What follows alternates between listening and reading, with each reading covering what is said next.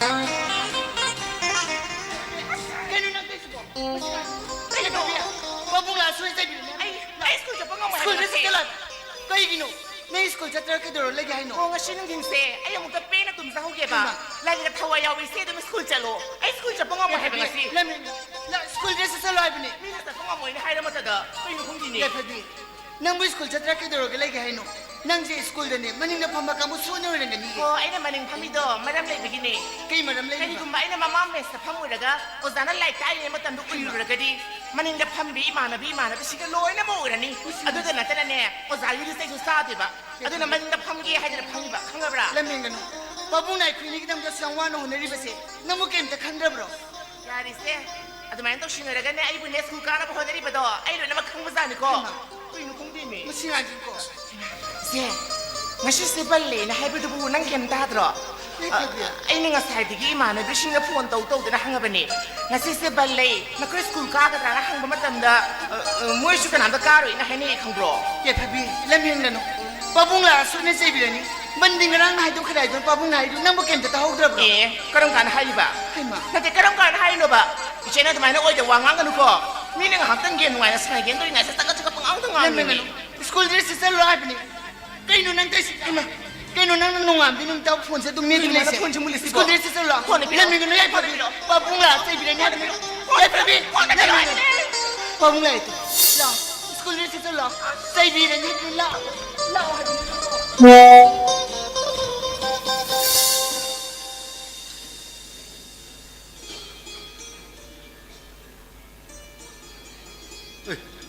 Macam siapa yang begini? Macam mana orang itu lu sini kerja lah? Hey, bema, noi lu siapa pernah hey, kunci bela ni ni? Silembi ya? Hey, silembi? Yo ye babong. Hey, lu siapa kunci bela ni? Amat nak kamu dorib jano? Hey, pabi ya? Hey, nanti lu ada berapa? Loy do re babong. Hey, nanti kunci kali nak hutap tu tahu nuko? Nang matuka suno nang di hey, kaya nga masih sumar mati, kalau mulai ni sa. Tamo nana ko sila tamo. Ay, silumba. Kadang dari tata sedana. Hey, lala sama. Yani yan tamo. Tamo dia yuk talang tapi sang dia itu dari si matam si sabsan hela seram tamo. Silumba ya masih isanu pi ini sih orang bilang aku sang green hey. Nongalam deh pungu makai deh hore. Pung mari nang naba. Hayang gui thong deh isanu pi anu jadi tuition tilim. Hey, halap punga. Pung terung nang naba mu kuagi deh namu tilim. Pung ni panda yumdale. Masih mana orang jenis kunde thaduk hibaga, aisy office na mo na rin. Office ni halak baga, nung daw ng pung mga nang nabakuray dang musyano pi tuition tinim. Aro yung tuition sina, uri pokta nung daw pung dere dang tinim. Mayam sin nang nabasya na madiyam sin at mo sang drabnin he. Ay ni sang ibahe po, nung daw nang agdang tumib siya musi mo ay. Atu giwa budi tamo. Tamo na kano hone bidina tamo ki isanu pi hal singli misi. Metric parikha da position holder ngom ni blikan. Tamo na wabiri ba, tamo na hone biri besi ki mahidi. Soy dina tamo na pangduri mini tamo. Isanu pi sina masak tu ko mi mo er ko hapsti tamo soy dina tamo. Kangre silumba, isanu pi ni siya. Mama ayaw na nakun manina, maning tungdaw pi na makayang ulit madi ay. Aduh, ay henga may kayo hona na masih mana oni siya. Madik siya ba miyong, oy na masiyem gaya na kali. Hoy tamo. Imana ba mono pang mayam sila yung piri uwi siya. Ay ilim na mangalo ay siya ay pa piri. Tamo ki isanu pi hal singli mina. Iram da masigi masak tu ko sang tu ko mi mo er ko hapsti tamo. Phalang dele tunga tubu ko muni karo tamo. Tamo na thawaya ore. Ibi masana ka pare. Sida mo kari sininga legina tamo. Hoy. Ay siya siya siya pabom ti uhe ningi. Aduh, lain na kari hain tamong dong noy di kan. Adu gaw bidi tamo. Akoi office ta shu le kai sta shu. Tamo le ren jaw ki masana bu shoi ba hongna bra ina hainari me tamo. Aduh bunyi silumba. Tamo. Mana on pisi mati, atuh kaki anang kini. Ngang Masih super le mana ti. Hey, bema. Nano kiki hai mati lu tu bune hai. Masih uri babong. Jadi lari phabanina aphabai school ta mongni ne ha. Adune hona bale pya manate. Isa singna mai pa ko mi ur pudini ne. Nang ka kawin ok toinga rise. Hona bale pya de ko. Hai, bema. Yung nangi Manipur subject ki ojama ai bido. Ipa ki hore nan sawar di pa unaro ke. Ngasi di pa soy dung unaro ke. Tamo adubu isa gi tuition mayam si hona badi isa bu lari pa na matambu. Leibu le ramro ina. Hangi kaka. Tumdringai saksa dringai de lari pai. Exam maya nak silala badi. Tuition sing jam mata salari. Adune bema. Hona bale pya manate. Isa gi sang nai brutina. Nongmari isa na bipung khudi makti mai pak pai do. Makok thong bai do soy dro gi do. Matam du da 이사기도 막 빠봉도 사가스러운 망랑 층도 망 파오는 거 도리미네. 이마 너기 디펜가 답시라 브라 하. 하피 바보. 파래. 사이 벨라 마. 가라. 민가 행고 저. 리사세세 루키. 야래. 이거이 클래스도 오자신에 딱고도 뿡짱 다거든 니고 저 가링 아이래 저. 그까 세세 루키. 뭐해? 잘라. 아씨, 따모. 아파방앙 가도 따모 신이 따모. 아파방앙 이시디 왕앙 퍼져이 람쩨 퍼져이 마상수 퍼져이. 뽐나 먹시나 해이 마마나 모양을 람바 탱나보다 마이 팍두르네 따모. 철롱바. 따모. 누피 여기는 윤방 지와이. 호이. 아이 샤니지 칼레가네. 아이 강기를 강하군. 따모나 강비를 거두는 거 시샤시 신의 시기 탁시 여름이게 너도. 호이 아드마이 하이타레. 에이 도리정훈이. 앙앙은 또 믿어. 어쩌고 영아 너무 시영아. 가만히 가는 니 도리. 바봉아, ngasi 15번 나들어. 에이 스군 니 벨라들 나 스군 사크립시디. 난 가가세 그 샴바땡이니. 마시 юм세 라이프디. 까나이 바노 라리카고 여기니. 에이 Kaka, ngasi 15번 나 하이나 다이네. 아이 베마 번체레르 마네 두부네. 번 거리버 강부두가 가면게 야스나. 번 또크레 베마 번 또크레. Banne maru la madum tawgi dile tie oiba. Bitsi tuna la yuduri sing baidi. 마시영아 시디 번가 슈티가 빠모이네 또나. 아이 저 라리카로 저. 코트링에 저. Ai dinga sisi banni school ja sero le nei le bani. Koi sisi na maru la me school ja chening bi oine hek tawla dana hayo shini. 나이 법이 이봐 우아영 하는 거노 이봐 사올거니 거 에이 는 가까시 뭐 이까지 제대로 저 라이컬로 줘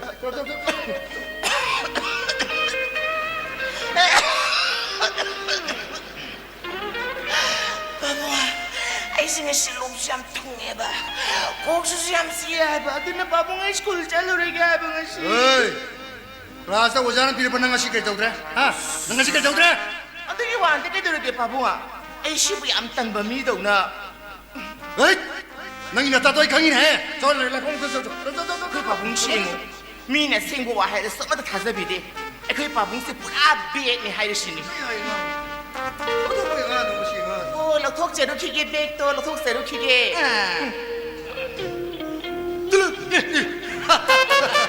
야도리 앙앙.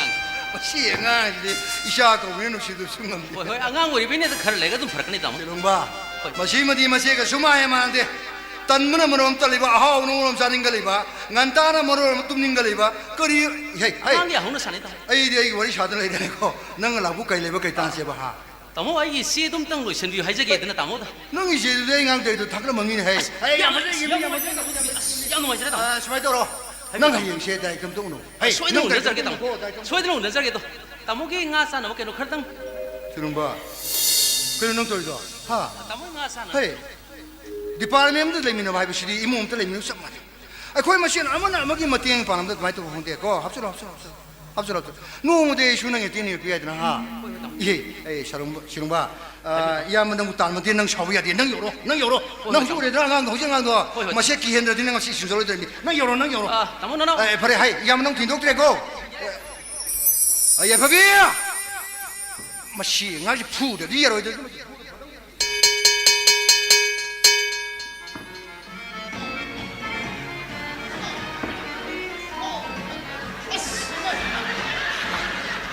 아이디 합 타브스 얌틴 누가이고 수디 다르디 юмюм다 하늘에 이반이 운해드려나 합 다르디 반이 한잔는 운해래 어두네 아이는 합대야 마우세리 ꯍꯧꯖꯤꯛꯇꯣ ꯖꯥꯃꯦꯟ ꯊꯣꯏꯅ ꯍꯥꯏꯕꯗꯣ ꯇꯥꯍꯧꯗ꯭ꯔꯣ 오사민 돈이 하이바 school half ꯃꯇꯝꯗ ꯀꯦꯟꯇꯤꯟꯗ ꯀꯩꯗ ꯄꯨꯂꯞ ꯂꯩꯕꯗꯤ ꯂꯩꯌꯨ ꯑꯗꯨꯒꯅꯦ ꯅꯣꯏ ꯇꯣꯉꯥꯟ ꯐꯤꯌꯥꯔ ꯁꯦꯝꯃꯒ ꯂꯩꯕꯗꯣ ꯃꯤꯠ ꯌꯥꯝꯅ ꯅꯥꯏ ꯌꯦꯡꯅꯤꯡꯗꯦ ꯍꯥꯏꯔꯝꯕꯅꯦ 오 모이 깔락비라노요 모이네네 아코이 스티에스다네 아무 한절락고 야로이더니 한우어 누비 모이 깔락비라노 어도 아이 티핀 지역대 켄틴 정무세 ꯍꯣꯏꯅꯦ ꯑꯩꯁꯨ ꯆꯥꯛ ꯂꯥꯝꯕꯅ ꯂꯣꯏꯔꯕꯅꯦ saklam에 레이타게 까이노 난 사니 뭐 하요 켄틴 좀 불럽 레이오주 레이라도 ꯑꯩꯅ ꯀꯦꯟꯇꯤꯟ ꯆꯠꯂꯕꯗꯤ ꯏꯃꯥꯟꯅꯕꯤ 10ꯃꯨꯛꯇꯤ ꯆꯪꯉꯛꯀꯅꯤ 따라다네티 난기 강내 사나바 로이 부살로 까나기 소구다르 비온거 로이 부살로 mani tombe irenbu kanana salo engam dilo ꯁꯦꯜ ꯌꯥꯝꯅ ꯄꯥꯏꯀꯣ sengidi yam pai banatida koine paris di lufa haidare aigi mani bag daga yaurisi sangasa kilising ani sappi aigi account daga yaurisi di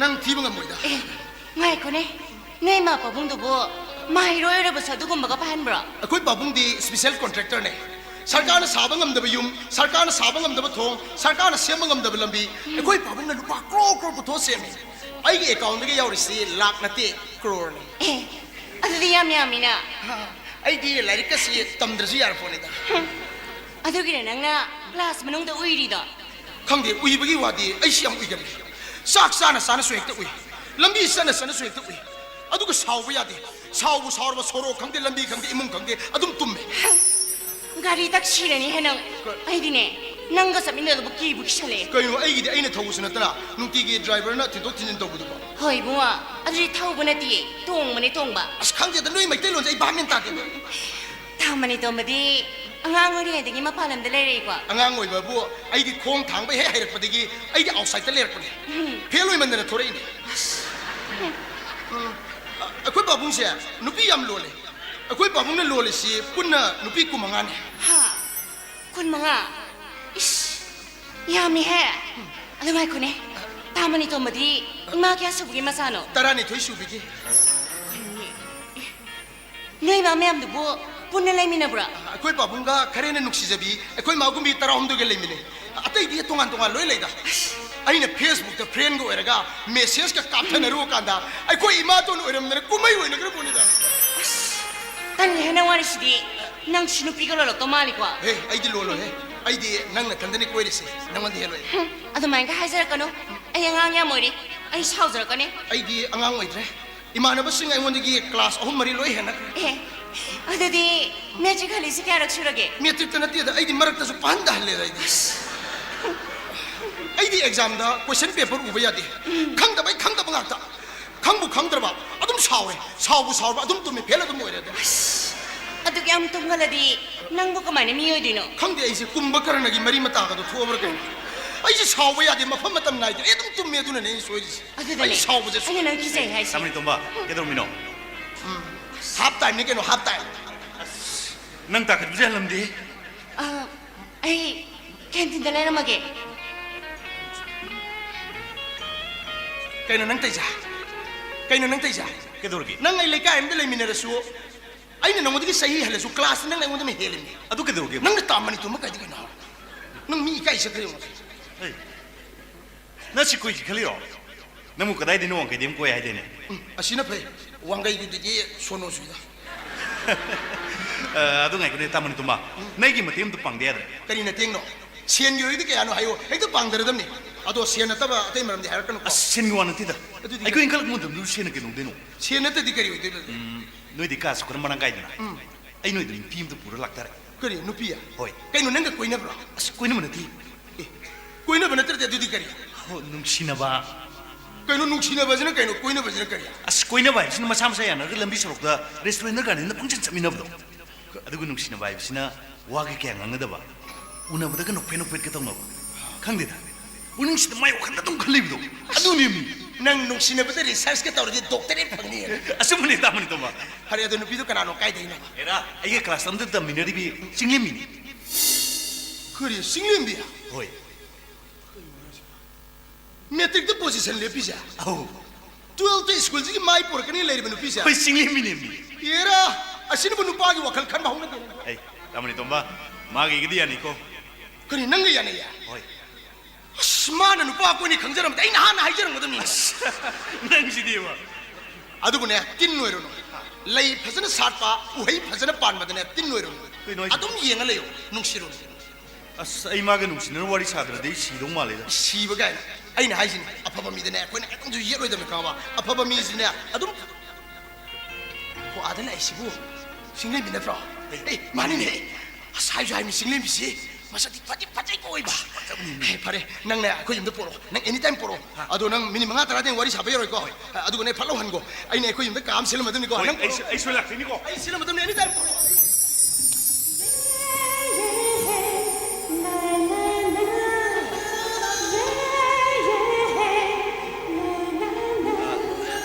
ꯀꯥꯏ ꯆꯠꯇꯣꯏꯅꯣ ꯀꯦꯟꯇꯤꯟꯗꯒꯤ ꯁꯤꯡꯕ ꯇꯔꯝꯇ ꯂꯩꯒꯦ ꯂꯥꯛꯄꯅꯤ ꯀꯩꯗꯧꯔꯝꯃꯤꯅꯣ ꯑꯩ ꯁ꯭ꯀꯤꯟꯗꯤ ꯂꯥꯝꯕꯅꯤ ꯉꯁꯥꯏ ꯑꯣꯖꯥ ꯂꯩꯃꯅ ꯇꯥꯛꯄ ꯄꯔꯥꯗꯨ ꯂꯧꯁꯤꯟꯕ ꯉꯝꯍꯧꯕ꯭ꯔꯥ ꯍꯣꯏ ꯃꯗꯣ ꯆꯍꯤ ꯈꯨꯗꯤꯡꯒꯤ ꯑꯦꯛꯖꯥꯝꯗ ꯍꯪꯒꯟꯕꯅꯤ ꯑꯧ ꯌꯨꯝ ꯌꯧꯔꯒ ꯄꯥꯊꯣꯛ ꯑꯗꯣ ꯑꯩ ꯋꯥ ꯑꯝꯇ ꯀꯩꯅꯣ ai nang yam nusi singlim angangsa aidi nang si samjam na marup amoy na khali nung sibay wa si toksi akoy uti lari tamni ngai matamni adu wai kun hani ai am wari nangu na dre dai shiro mari school da class ta namit kuding unari bisidi yam serious sosan gano handak sai se yam na competitive oi ba chai ni akoy 12 exam tha ga dole ai kudi makhangi loina buk mai pang honage ado ai wa pum su nang ne abi aingonda singma matam leite changlim ayuktagi numidang phawba asangma matam kai thonaba aingonda leite mini manga dong su nasi ai nang ne lek pa ka da mutam da kari gum makhalam da gi distor ai nang thamoi sing nu si ba sing mun minu raga ibulana khankani ai chale changlim be lan khna ru dong pundu nasi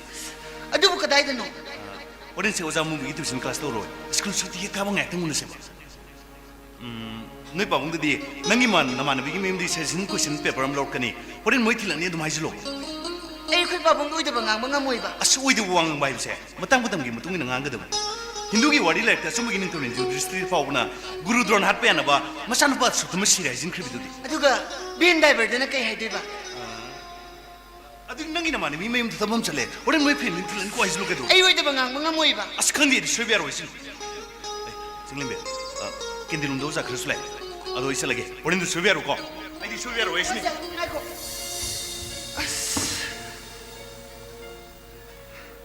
masiga ngang sa hai nu pa sina aingonda khaliba wakhala sip kai no ne pare ai ma bu ngai tang unarage ma bu wakhal ta na ba ai phajina wari sarage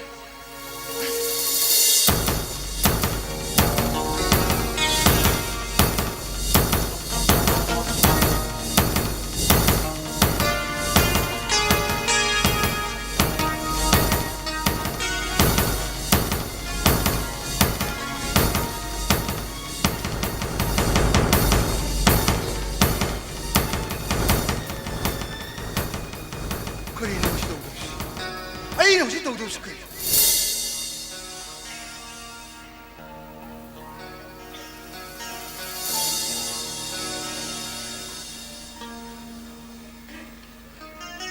hello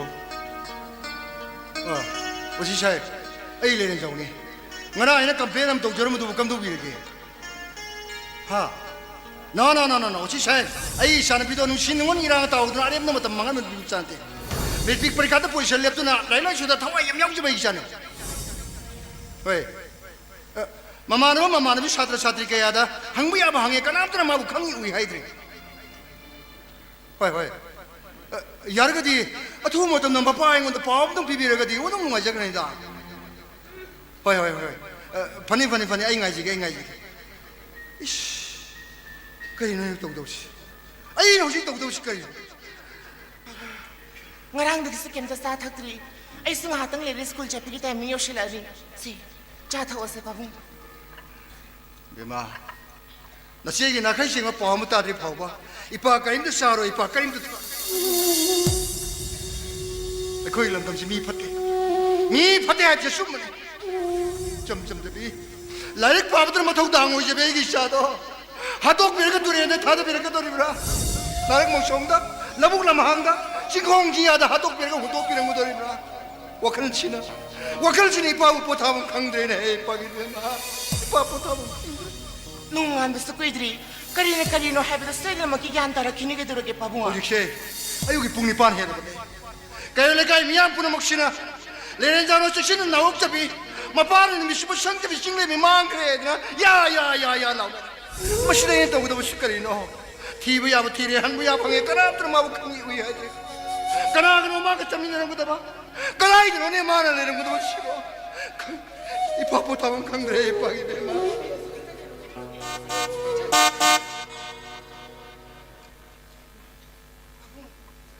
mi kha chang e ma babung ga de na ba ka silang ba si yaw re kai yo zan babung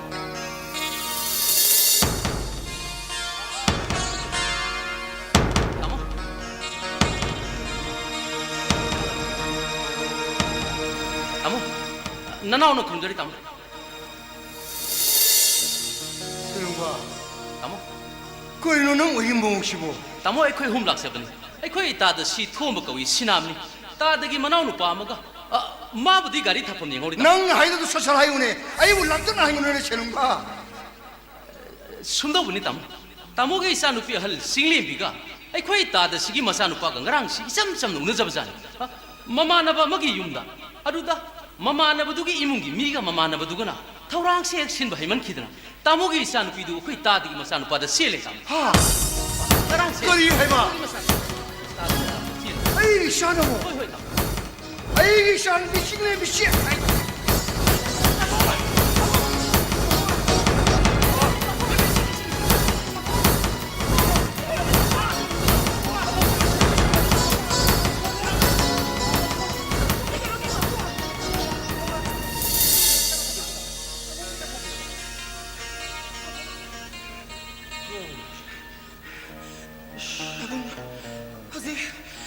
hꯧꯖꯤꯛ 이세계 섭사 멍팡 멍 강래반이나 얌 해내서 간잼빙은 누게 들게 빠붕아 따모 이샤누피 야이표비나 하려고 험시 아쉬운 멍악더니 ꯑꯩꯈꯣꯏ ꯇꯥꯗ ꯁꯤꯁꯨ ꯑꯗꯨ ꯍꯥꯟꯅ ꯍꯩꯊꯣꯏ ꯁꯤꯡꯊꯣꯏꯕ ꯅꯠꯇꯦ ꯌꯥꯝꯅ ꯆꯝꯅ ꯏꯆꯝ ꯆꯝꯅ ꯁꯨꯔꯒ ꯍꯤꯡꯖꯕꯄꯨꯁꯤꯅꯤ ꯇꯥꯃꯣ ꯁꯨꯝꯗꯧꯕ ꯑꯩꯒꯤ ꯏꯅꯥꯎ ꯁꯦꯂꯨꯡꯕꯅ ꯇꯥꯛꯄꯤꯕ ꯄꯨꯝꯅꯃꯛ ꯑꯆꯨꯝꯕ ꯉꯥꯛꯇ ꯑꯩꯗꯤ ꯁꯔꯀꯥꯔꯒꯤ ꯊꯕꯛꯇꯤ ꯇꯧꯖꯗꯦꯀꯣ 이점 점나 수제라가 이점 점나 힘잡아 심이에만 아이는 나사이 아이는 좀 상자락보다 아이는 우자보다 세희시 아이는 가식당 내려온 것도 말리 이신 거기게고 이신은 숨도시 신의 반이 깎이고 이쁘나 먹야지 앙앙싱들은 강다르나 빵나 토끼부 타복 아두기다 먹다 아무것도 ꯉꯥꯛꯄꯤꯌꯨ 아무것도 눈치비요 해도 구름자기 락자리 구름자리 아이고 아이고 막하 따나 와가 한게 야래 랭기로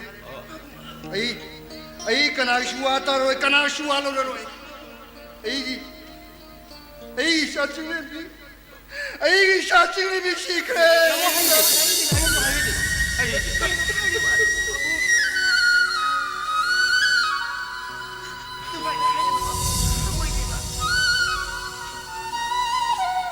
봐. 따모. 나 거기는 독범하기 번호시. 롱이라 이건데 바움도 피해가노. 같이 해보는 미시들이 마가 이거 마파 마샤워 비기 머리도 떨려버리네. 아이 마무리 촉을 보내. 아무튼 답답해요. 아도 마이너스 핵답비게도. 이베만 높이 봐서도 혹시 뭐 틴자로 해보셨나 아이 틴자를. 딜런자르게 따모 딜런자르. 아이 수다 생을 타고 생을 농아이지. 아도 뭐. nga랑 토크버 토고 아도 앙앙아 니들이 뭔가 썩 야래 막하다 비러가노 야래 렘비로 아이 샤승이 미시해 유무스터 가네 비노 요비로 요로 따모 일단 파타비우 따모 이사는 비기 말아이고 하비시디 에코는 땀벙가 머리 시디미 뽕 코디 먹다 토프니 와 막하다 누시는 마 아이 타모이도 샤리고 마샤가시다 낭이 와이도 타모 좀 마타오 좀 겁해 나티 따모 아이 파티하게 요로 야래 요로 엉터디 답답이요 거의 그 눈시비요 아이나 타모이신 하이자니 거의 아무것도 눈시비요 아이나 야래 레고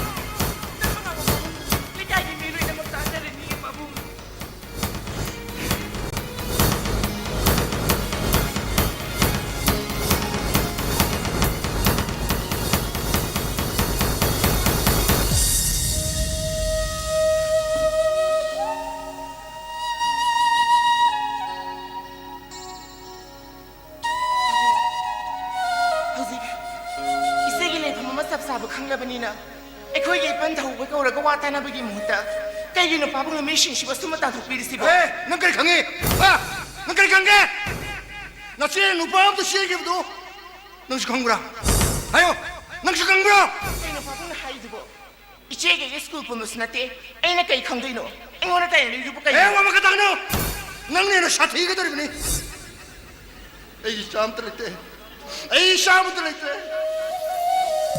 그래 그러니까 이바나만 시키면 마음다 아이는 마기도 먹가야 아도 적도 없지 마구 시키면다 아이 나 힘가야 똥키들 난네 똥눈에 있는 게 시kan 거야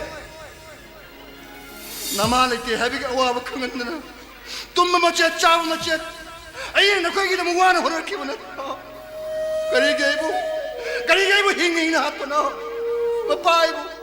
마파이부 그리게 힝잉나 하더나 아이 카문건데 아이 카문건데 에코이게 람다 마시다 박항아 마달레 샤디나 시엔 바이비시디 에코이 람다 마시게 짠나비니 바보 그리 샤나비 그리 샤이 박항 마부 시엔부 송부 야르벌레 샤비로 박항 꺼내나 봐 눅시누원이랑 따오는 게다 막 ꯑꯩꯅ ꯃꯥꯕꯨ ꯑꯍꯤꯡ ꯃꯤꯁꯦꯟ ꯈꯥꯡꯗꯨꯅ ꯁꯦꯟꯅꯕ꯭ꯔꯥ ꯑꯩ ꯈꯪꯗꯦ ꯑꯦ ꯅꯁꯤꯒꯤ ꯃꯤꯁꯟ ꯂꯦꯞꯇꯨꯅ ꯅꯄꯥꯒꯤ ꯁꯤꯟꯗꯛꯇ ꯋꯥ ꯉꯥꯡꯕ ꯂꯩꯕ ꯅꯪꯁꯨ ꯑꯩꯕꯨ ꯍꯌꯦꯡ ꯍꯥꯟꯅꯒꯤꯗ ꯃꯤꯁꯛꯅꯦ ꯑꯩ ꯆꯠꯀꯅꯣ ꯅꯪꯁꯨ ꯑꯩ ꯃꯥꯡꯗ ꯂꯦꯞꯀꯅꯣ ꯅꯪꯁꯨ ꯑꯩ 이상 때 잠깐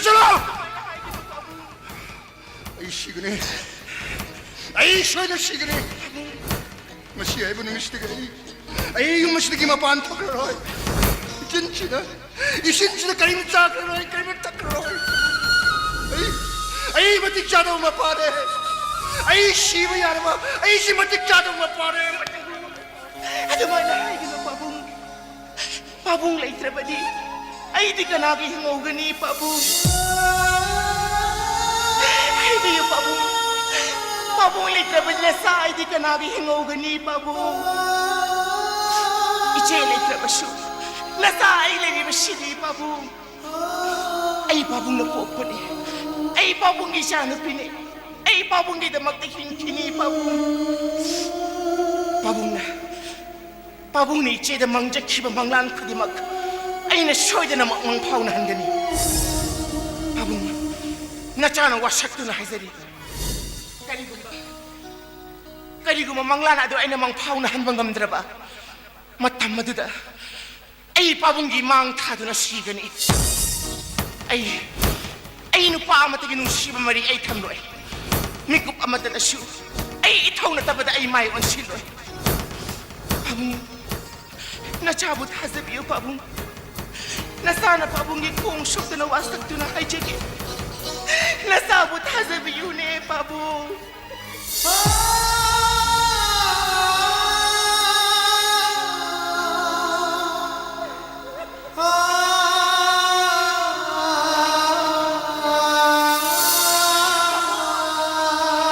나사기 와서 목도 답이 고개도 보게 바봉 나사기 몸에 슈묵대인 미코게도 보기에 바보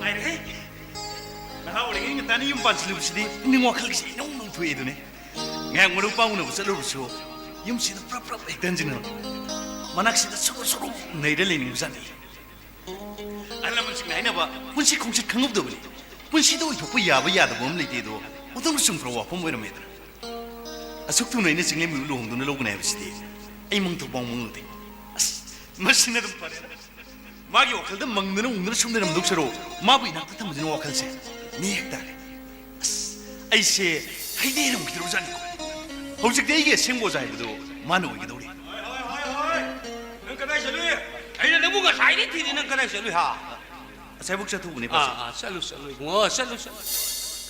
설루 고 뭐시는 학생바가 라릭 바가도 그게도 돼 호나들래 나는 학생바가 꼬이바가 나마노 윤데서 설루 에이 넌 무슨 뭐래 버니 넌 까똑한 야바 맞담 나트라버디고 뭐 보지요 이님 인기들 보 예 레카이 메야마 망시 샤시 마동도 보고니 그리 이샤지 다족자고 호응되게 해야 되나 누파 메유 누비 메유 아니 샤도 호응되디 이파디 미기 시에도 광고이리네 아이고 이게 무엇이 테무 무엇이能跟着테무 뭐고기 아프고 마빠분 가라 돈을 넣고 한데디 뭐 이빠이 살로리 해 응앙사 에이 반 하이시 누비 말은 냠빠메 와는디네 뭐고리 또 봄토고 그러던 돌을 거다 이 바시 네탄 소를 보는 거다 우리 분이냐 어이 빠빠오로 보니 맞지 마기 마빠도 타고서 못 오거든데 신냥 바이비 미니네 수에 보세요 루무서 타온 거다 아이리 보이니 사오리 내는 그냥 보인 도 통감되노 하이응 뭐 수봉 간다 좀 놓고서 놀래고 이게 사는 바시리 뻥대다 아이네 뻥이는 와를 뻥대 자뻥 야야 이사는 모두 와칸도 레르디 야야야 아도데 이붕어 이바시 시바르 좀 큰보다 샤시가 레이제 미기 시에는 갖고 이바시 그놈 칼리니 맞지 마카당지 있는 게 구랑우나 아다 아이고 레카이시 아랑 어미는 뭐 마싱지 와래 능 역설로 따라 간 하이네 이거 여러 스파지에 듣다 보고 이뻐합니다 ꯑꯔꯥꯡꯕꯝ ꯐꯝꯕ ꯍꯥꯏꯗꯣ ꯃꯊꯪ ꯃꯅꯥꯎ ꯄꯔꯤꯡ ꯀꯥ ꯌꯥꯄꯣꯟꯇꯦꯅꯦ ꯑꯣꯖꯥ ꯅꯥꯏ ꯇꯝꯗꯧꯔꯤꯕꯅꯤꯅꯦ ꯌꯨꯝ ꯁꯥꯕ ꯎ ꯁꯨꯕ ꯍꯥꯏꯗꯣ ꯑꯍꯜ ꯑꯣꯏꯁꯜꯂꯝ ꯏꯄꯥꯁꯤ ꯋꯥꯔꯦꯅꯦ ꯌꯦꯡꯉꯣ ꯃꯇꯝꯗꯤ ꯅꯪꯅ ꯅꯇꯣꯝꯗꯅꯤꯗꯣ ꯏꯄꯥꯅ ꯍꯣꯠꯅꯔꯤꯕꯁꯤ ꯍꯧꯖꯤꯛꯇꯤ ꯅꯨꯡꯁꯤꯔꯕ ꯏꯃꯧꯕꯁꯤ ꯌꯨꯝꯕꯁꯤ ꯆꯥꯎ ꯆꯥꯎꯅ ꯂꯩꯔꯦ ꯅꯈꯣꯏ ꯑꯅꯤ ꯁꯨꯔꯦꯗ ꯏꯄꯥ ꯍꯣꯠꯅꯔꯤꯕꯁꯦ ꯄꯥꯖꯤ ꯍꯧꯖꯤꯛꯀꯤ ꯃꯇꯝꯗ ꯃꯤꯅ ꯁꯦꯟ ꯃꯌꯥꯝ ꯄꯥꯏꯔꯒ ꯌꯨꯝꯒ ꯐꯖ ꯐꯖꯕ ꯁꯥꯟꯅꯔ ꯃꯇꯝꯁꯤꯗ ꯑꯩꯈꯣꯏꯅ ꯁꯨꯡꯉꯝ ꯋꯥꯔꯝꯃꯤꯁꯤꯅ ꯀꯩꯒꯤꯅꯣ ꯄꯥꯖꯤ ꯑꯦ ꯏꯕꯨꯡꯉꯣ ꯑꯗꯨꯗꯤ ꯏꯄꯥꯗꯤ ꯃꯤꯅꯝꯗꯤ ꯏꯕꯨꯡꯉꯣ ꯏꯄꯥꯗꯤ ꯍꯨꯔꯥꯟꯗꯤ ꯏꯄꯥꯗꯤ ꯏꯆꯝ ꯆꯝꯅ ꯁꯨꯖꯔꯒ ꯅꯈꯣꯏꯕꯨ ꯊꯥꯛꯄ ꯌꯨꯝ ꯑꯁꯤꯕꯨ ꯄꯨꯕꯅꯤ ꯍꯧꯖꯤꯛꯀꯤ ꯃꯇꯝꯗ ꯊꯤꯀꯥꯗ ꯂꯂꯣꯟꯕ MLA ꯃꯟꯇ꯭ꯔꯤ ꯑꯔꯥꯟꯕ ꯀꯩꯒꯨꯝꯕ ꯊꯕꯛ ꯑꯃ ꯇꯧꯕꯗꯨꯅ ꯌꯨꯝꯁꯦ ꯃꯊꯣꯟ ꯃꯊꯣꯟ ꯁꯥꯔꯤꯕꯅꯤ ꯄꯩꯁꯥ ꯄꯥꯏꯔꯤꯕꯅꯤ ꯀꯅꯥꯒꯨꯝꯕ ꯑꯃꯅꯗꯤ ꯊꯕꯛ ꯌꯥꯝ ꯆꯥꯎꯔꯕꯅꯤ ꯀꯥꯏꯅ ꯅꯤꯌꯣꯝ ꯆꯨꯝꯅ ꯃꯌꯨꯝ ꯁꯥꯔꯕ ꯏꯕꯨꯡꯉꯣ ꯃꯌꯨꯝꯗꯣ ꯔꯪ ꯇꯩ ꯉꯝꯃꯔꯣꯏꯗꯣ ꯑꯩꯈꯣꯏꯁꯨ ꯃꯤꯃꯥꯟꯅꯅ ꯍꯤꯡꯕ ꯉꯝꯅꯕ ꯑꯩꯈꯣꯏꯁꯨ ꯃꯈꯣꯏꯒꯨꯝꯕ ꯍꯨꯔꯥꯟꯕ ꯍꯧꯔꯁꯤ ꯍꯦ ꯀꯩꯅꯣ ꯉꯥꯡꯉꯤꯗꯣ ꯍꯥ ꯑꯗꯨꯝ ꯋꯥꯈꯜ ꯈꯟꯕ ꯍꯧꯅꯕ꯭ꯔ ꯍꯦ ꯅꯊꯧꯅꯥ ꯂꯩꯌꯨ ꯎꯌꯤꯟꯒꯅꯨ ꯍꯧꯖꯤꯛ ꯅꯈꯣꯏꯒꯤ ꯆꯍꯤ ꯃꯇꯥꯡ ꯑꯁꯤ ꯂꯥꯟꯊꯦꯡꯅꯒꯕ ꯃꯇꯝꯅꯤꯅꯦ ꯍꯦ ꯆꯥꯛꯁꯤ ꯃꯇꯝ ꯂꯥꯛꯀꯅꯤ ꯍꯦ ꯑꯗꯨꯝꯕ ꯈꯟꯕ ꯌꯥꯕ ꯅꯠꯇꯦꯀꯣ ꯆꯥꯁꯤꯟꯖꯔꯛꯀꯦ ꯕꯦꯃꯥ ꯏꯄꯥꯁꯤ ꯍꯜꯂꯒ ꯑꯣꯏꯅ ꯊꯥꯒꯦꯗ ꯌꯦꯡꯉꯣꯏ ꯏꯄꯥ ꯋꯥꯍꯩ ꯅꯪꯅ ꯑꯉꯥꯡ ꯆꯥꯗꯧꯅ ꯁ꯭ꯀꯨꯜ ꯆꯠꯂꯣꯏꯁꯨ ꯌꯥꯗ꯭ꯔꯕꯅꯤꯅ ꯌꯨꯝ ꯑꯁꯤꯗ ꯀꯟꯅ ꯍꯣꯠꯅꯔꯦ ꯍꯥꯏꯔꯦꯔꯦꯒ ꯄꯔꯤꯈꯥꯁꯤ ꯊꯥꯕ ꯉꯝꯅꯕ ꯍꯣꯠꯅꯕ ꯇꯥꯔꯦꯅꯀꯣ ꯍꯣꯏ ꯕꯥꯖꯤ ꯐꯔꯦ ꯐꯔꯦ ꯑꯗꯨꯅꯤ ꯏꯕꯣꯛꯁꯤ ꯏꯄꯥꯁꯤ ꯍꯜꯂꯒ ꯊꯥꯒꯦ ꯌꯦꯡꯉꯣꯏ ꯂꯩꯀꯥꯏ ꯑꯁꯤꯗ ꯁꯥꯅꯧꯕꯤꯌꯦꯗꯅ ꯍꯟꯗꯛ ꯃꯥꯒꯤ ꯂꯨꯍꯣꯡꯕꯗ ꯏꯃꯥ ꯏꯃꯥ ꯅꯨꯄꯤꯗꯨꯒꯤ ꯂꯧꯗꯒꯤ ꯒꯥꯔꯤꯗꯤ ꯏꯃꯥ ꯏꯕꯦꯝꯃ ꯑꯎꯟꯄꯣꯠꯁꯤꯗꯤ ꯌꯥꯝꯗꯗꯅ ꯏꯕꯦꯝꯃ ꯃꯈꯣꯏ ꯃꯄꯥꯗꯨꯅꯤ ꯏꯕꯨꯡꯉꯣ ꯅꯪ ꯑꯝꯇ ꯆꯠꯊꯣꯔꯛꯎ ꯃꯈꯥ ꯊꯪꯕꯗꯨ ꯁꯪꯀꯞ ꯑꯃ ꯇꯣꯛꯊꯣꯛꯇ꯭ꯔꯗꯤ ꯍꯥꯟꯅ ꯂꯩꯔꯤꯕ ꯄꯣꯠ ꯆꯩꯁꯤꯡꯁꯤ ꯆꯟꯗ꯭ꯔꯦ ꯑꯝꯇ ꯂꯥꯛꯑꯣ ꯑꯩꯗꯤ ꯏꯄꯥꯗ ꯍꯥꯏꯔꯛꯄꯁꯤ ꯀꯨꯏꯔꯕ ꯏꯄꯥꯅ ꯆꯠꯄꯁꯤ ꯁꯨꯡꯉꯝ ꯉꯝꯗꯕ ꯍꯜꯂꯒ ꯊꯥꯒꯦ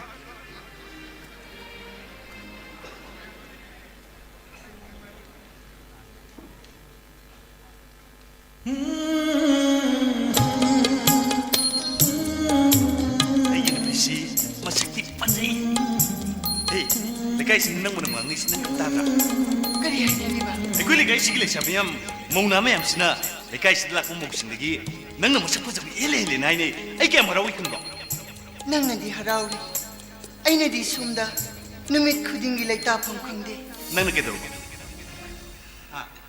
ꯅꯪꯕꯨ ꯀꯩꯗꯧꯔꯒꯦ ꯀꯩꯗꯧꯔꯒꯦ ꯅꯪꯕꯨ ꯑꯩ ꯃꯃꯥ ꯑꯣꯏꯒꯗꯧꯔꯤ ꯑꯆꯨꯝꯕꯔꯣ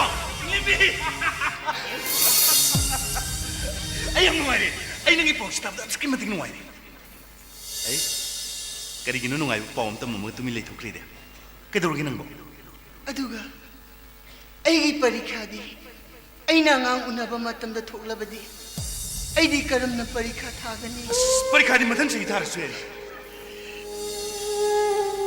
ꯑꯗꯨꯕꯨ ꯑꯉꯥꯡ ꯑꯗꯨꯗꯤ ꯁꯣꯏꯍꯟꯕ ꯌꯥꯕ ꯅꯠꯇꯦ ꯃꯗꯣ ꯅꯪ ꯑꯩ ꯅꯨꯡꯁꯤꯕꯒꯤ ꯁꯦꯡꯂꯕ ꯅꯨꯡꯁꯤꯕꯒꯤ ꯑꯍꯥꯟꯕ ꯈꯨꯗꯝꯅꯤ ꯆꯍꯤ ꯈꯨꯗꯤꯡꯒꯤ ꯄꯔꯤꯈꯥ ꯂꯥꯛꯀꯅꯤ ꯏꯃꯥꯟꯅꯕ ꯏꯃꯥꯟꯅꯕꯤ ꯄꯨꯝꯅꯃꯛ ꯑꯩꯒ ꯃꯥꯌꯣꯛꯅꯒꯅꯤ ꯑꯩꯅ ꯃꯀꯣꯛ ꯑꯣꯏꯒꯅꯤ ꯍꯥꯏꯅ ꯍꯔꯥꯎꯖꯈꯤꯕꯗꯣ ꯉꯁꯤꯅ ꯄꯔꯤꯈꯥ ꯃꯇꯝꯅ ꯂꯥꯛꯂꯒ ꯑꯩꯅ ꯏꯆꯥ ꯀꯣꯜꯂꯒ ꯂꯩꯒꯗꯧꯔꯤꯕ ꯑꯩ ꯃꯗꯨ ꯈꯥꯡꯕ ꯉꯝꯂꯣꯏ ꯅꯨꯄꯤ ꯑꯣꯏꯕꯤꯒꯤ ꯄꯨꯟꯁꯤꯗ ꯃꯁꯥ ꯍꯥꯏꯕ ꯂꯟꯁꯤꯗꯒꯤ ꯍꯦꯟꯕ ꯑꯇꯣꯞꯄ ꯑꯊꯣꯏꯕ ꯂꯟ ꯑꯃ ꯂꯩꯇꯕꯅꯤ ꯑꯩ ꯇꯥꯅꯤꯡꯗꯦ ꯑꯩ ꯑꯗꯨꯒꯨꯝꯕ ꯋꯥ ꯑꯃꯠꯇ ꯇꯥꯅꯤꯡꯗꯦ ꯑꯩꯅ ꯅꯪꯉꯣꯟꯗ ꯍꯥꯏꯗ꯭ꯔꯥ ꯄꯔꯤꯈꯥ ꯂꯣꯏꯔꯒ ꯎꯅꯁꯤ ꯍꯥꯏꯗꯨꯅ ꯄꯥꯕꯨꯡꯅ ꯑꯩꯕꯨꯁꯨ ꯃꯤꯔꯥꯏꯕ ꯄꯔꯤꯈꯥ ꯊꯥꯕꯁꯨ ꯐꯪꯂꯣꯏꯗꯧꯕ ꯆꯤꯡꯅꯤꯡꯕꯤ ꯇꯁꯦꯡꯕꯗ ꯑꯩ ꯅꯪꯕꯨ ꯆꯦꯟꯅꯕ ꯍꯥꯏꯗꯨꯅ ꯇꯥꯃꯅꯤ ꯇꯨꯝꯕꯒꯤ ꯌꯨꯝꯗ ꯎꯅꯈꯤꯕ ꯅꯠꯇꯦ ꯃꯁꯤ ꯅꯪ ꯑꯩꯒꯤ ꯏꯔꯥꯏꯕꯛꯀꯤꯅꯤ ꯈꯟꯗꯣꯛꯑ ꯆꯠꯀꯗꯧꯔꯒꯦ ꯂꯥꯏꯕꯛ ꯃꯁꯤꯕꯨ ꯂꯥꯏꯕꯛꯇ ꯇꯥꯏꯅꯕ ꯌꯥꯕ꯭ꯔꯥ ꯅꯃꯥꯟꯅꯕ ꯑꯉꯥꯎꯕꯗꯨꯅ ꯁꯣ ꯂꯣꯟꯁꯤꯟꯗꯨꯅ ꯊꯝꯂꯒ ꯃꯁꯤꯕꯨ ꯂꯥꯏꯕꯛꯇ ꯇꯥꯏꯅꯕ ꯌꯥꯕ꯭ꯔꯥ ꯑꯩ ꯅꯪꯕꯨ ꯌꯥꯝꯅ ꯋꯥꯔꯧ ꯅꯪꯕꯨ ꯌꯥꯝꯅ ꯁꯥꯎꯅꯤꯡꯉꯦ ꯑꯁ ꯋꯥꯐꯝꯁꯦ ꯑꯩ ꯅꯉꯣꯟꯗ ꯍꯟꯅ ꯁꯦꯡꯗꯣꯛꯈ꯭ꯔꯕꯅꯤ ꯅꯪ ꯑꯩꯕꯨꯗꯤ ꯑꯗꯨꯅꯁꯨ ꯋꯥꯔꯧꯅꯨ ꯀꯩꯗꯧꯔꯒꯦ ꯑꯩꯒꯤ ꯄꯨꯟꯁꯤꯁꯦ ꯅꯪꯒꯤꯗꯃꯛꯇ ꯍꯤꯡꯂꯤꯕꯅꯤ ꯑꯩ ꯂꯩꯕꯁꯤꯅ ꯅꯉꯣꯟꯗ ꯌꯥꯝ ꯋꯥꯒꯗꯕ ꯅꯉꯣꯟꯗ ꯌꯥꯝ ꯌꯦꯠꯀꯗꯕ ꯑꯣꯏꯔꯕꯗꯤ ꯑꯩ ꯂꯩꯇ꯭ꯔꯕꯗꯤ ꯅꯈꯣꯏ ꯄꯥꯕꯨꯡꯅꯁꯨ ꯅꯪꯕꯨ ꯂꯧꯁꯤꯜꯂꯒꯗꯕꯅꯤꯅ ꯅꯪꯒꯤ ꯅꯨꯡꯉꯥꯏꯅꯅꯕ ꯑꯩ ꯁꯤꯈ꯭ꯔꯣ ꯍꯥꯏꯕꯁꯨ ꯑꯩ ꯁꯤꯕ ꯉꯝꯒꯅꯤ ꯑꯩ ꯁꯤꯕ ꯉꯝꯒꯅꯤ ꯆꯤꯡꯂꯦꯝꯕꯤ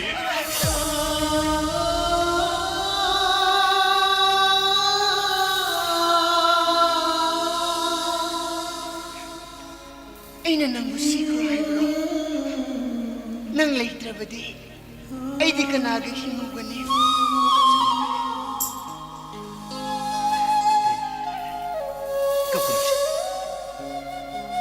ai siru ai gi bunse nangi da mun mapung phane ngani ai siru ni sin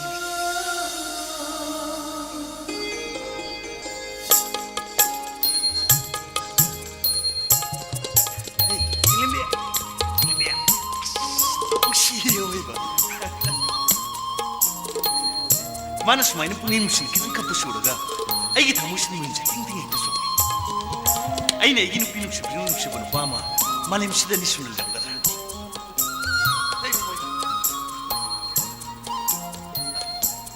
Paji yum si lebi gi sathok ne paji sathok ra bani na mana kalbi singa hung them nu khige mayam punama ngasai program mathang satharakli mayam punama program asi nungai ngin khali ngasi Delhi da leriba aikoi gi Delhi Manipuri Youth and Students Forum haidra aikoi gi Manipur gi satana harol singoiba singmi tami singi apun bodi amoriba aikoi gi Delhi Manipuri Youth and Students Forum gi ari anau sinaba get together gi thoram ngasai gi mathang manaune line satharakli hauti mathang asini mayam dei sai makang lanthon jage mahagasi mayam ne khangnaraba masang naiba student ni mayam mahagi damakta hoba khuma khudra ogminasi hauti mayam mamang kauthok jari Delhi University hauti Master Economics the third semester tamliba adum student TS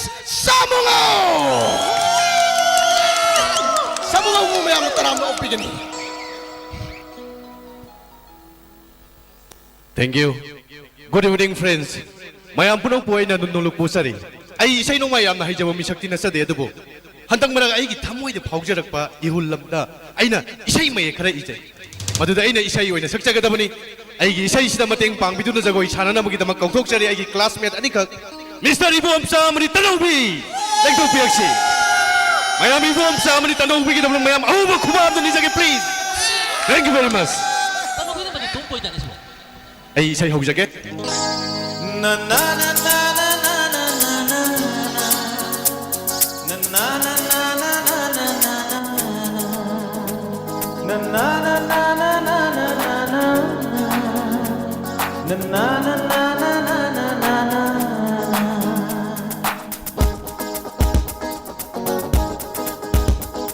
Lamhela baigi imitani karigi nahapna urubano mabo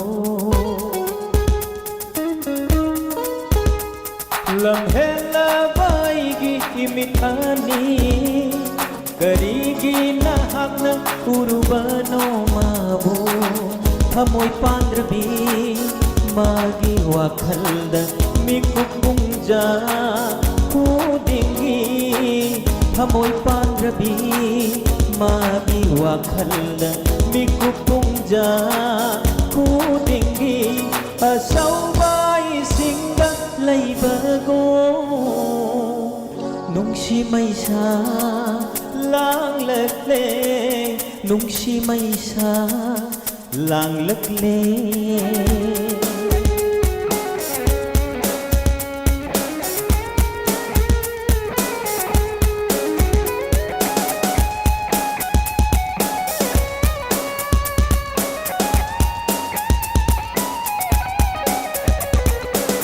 Amok tanate chamaratne nung shibinaphamda hayyaruba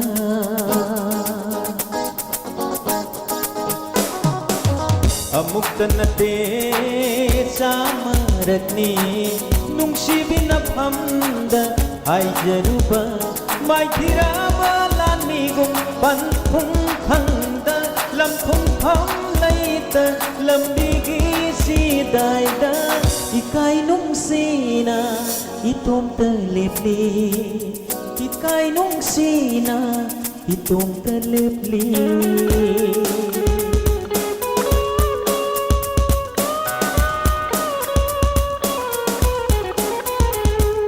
silaku nung si churaku nong ju yengu chang yeng aigi pukningi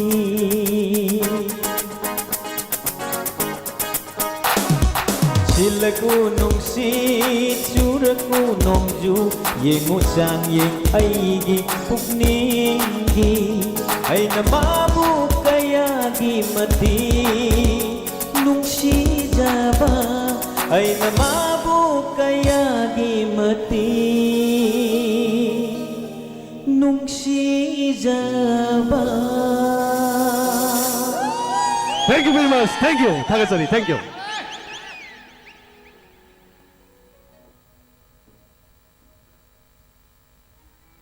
mayam punamak aikoi get together gi thora matang se loisinjare aikoi hausum som da dinner sinjari mayam punamak phangminasi som da lengchi mineba mayam punamak tangachari thank you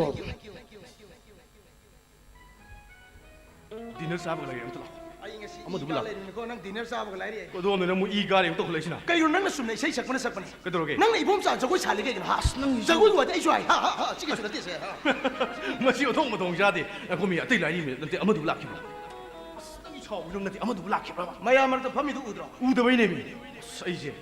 Magi nungsi wa khal da lai ta pam khang na wa ba hai bu do oi ra bane mi ta mani to manang bo. noi mayam nei mo ta mani to ma ko man ai ja hanu bu uram ama phangi ta mani to ba Delhi ma sa pankas na har kari no noi manipur gi la ko mai tai sing sina nangon da ta mani to ba hari se kai hai no Da na kari ai gra ba. ada ina the great the leader hai na ada gi ai hu ya po ja sar Masi di ba. si mga re mon tong sa ba adu ba manipur gi la ko sing mi tami mayam sa ai hu ya po ja ta mani to ba ga tang ai Ado nang wanda adu mai na ko nang nungsi bi ni ke doroge nang ko tong sawan gre.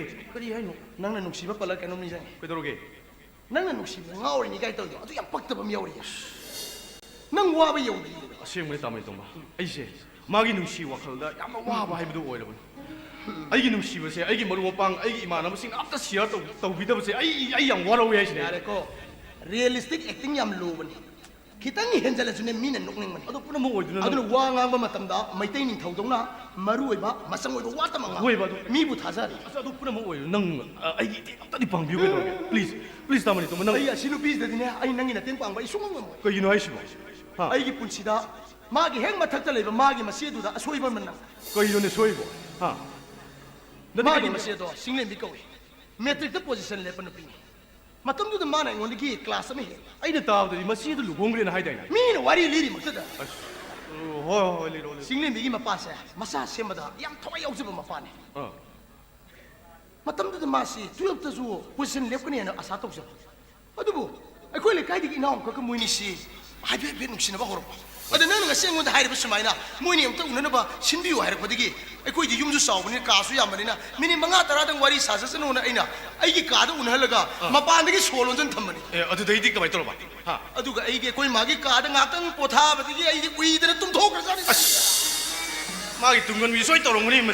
nungdang pung ma pa makhai tara tarak padoi dai sak laman gi da mikap thore ai khangning ning jang ai na chenjala so hang to bu di kana gi ising bottle lo gamla wo bang thajale nupa du di haraw nupi du di ai da sijagrage Ta mani to. matam du de koi di ima yami do Hoi. ima tara ni thoi humdoi thora themi adu boy koi pabung nei ngon de lisai na cha kan ma ji di uigin magi ne Ta mani to na yo to na ma thong cha de sem.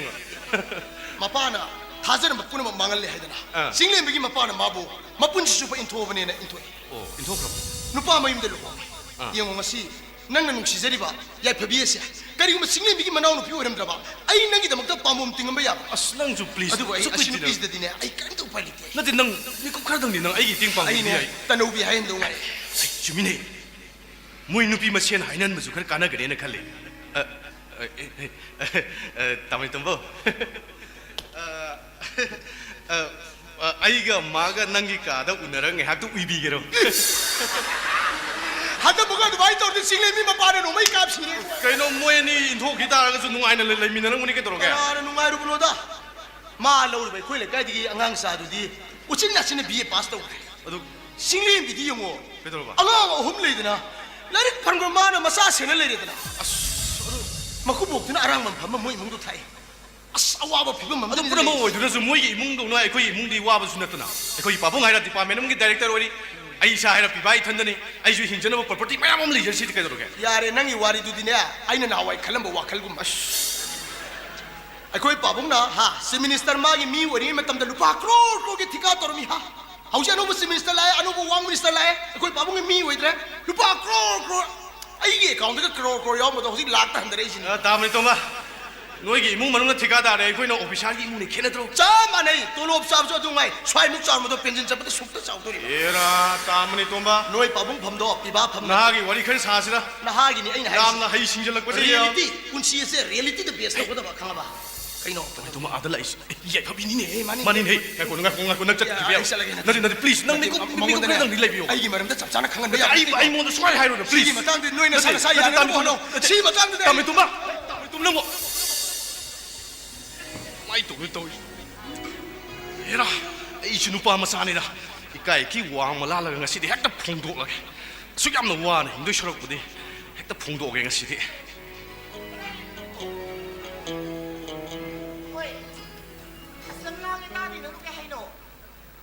Ay ganyan na lang ito na sila. Kadi ngahari ti hobi kaya. Asloy ni ibi manang sisu. Kadi tuloy sila mage. Oh yeah, tama. Sa piga dorobra.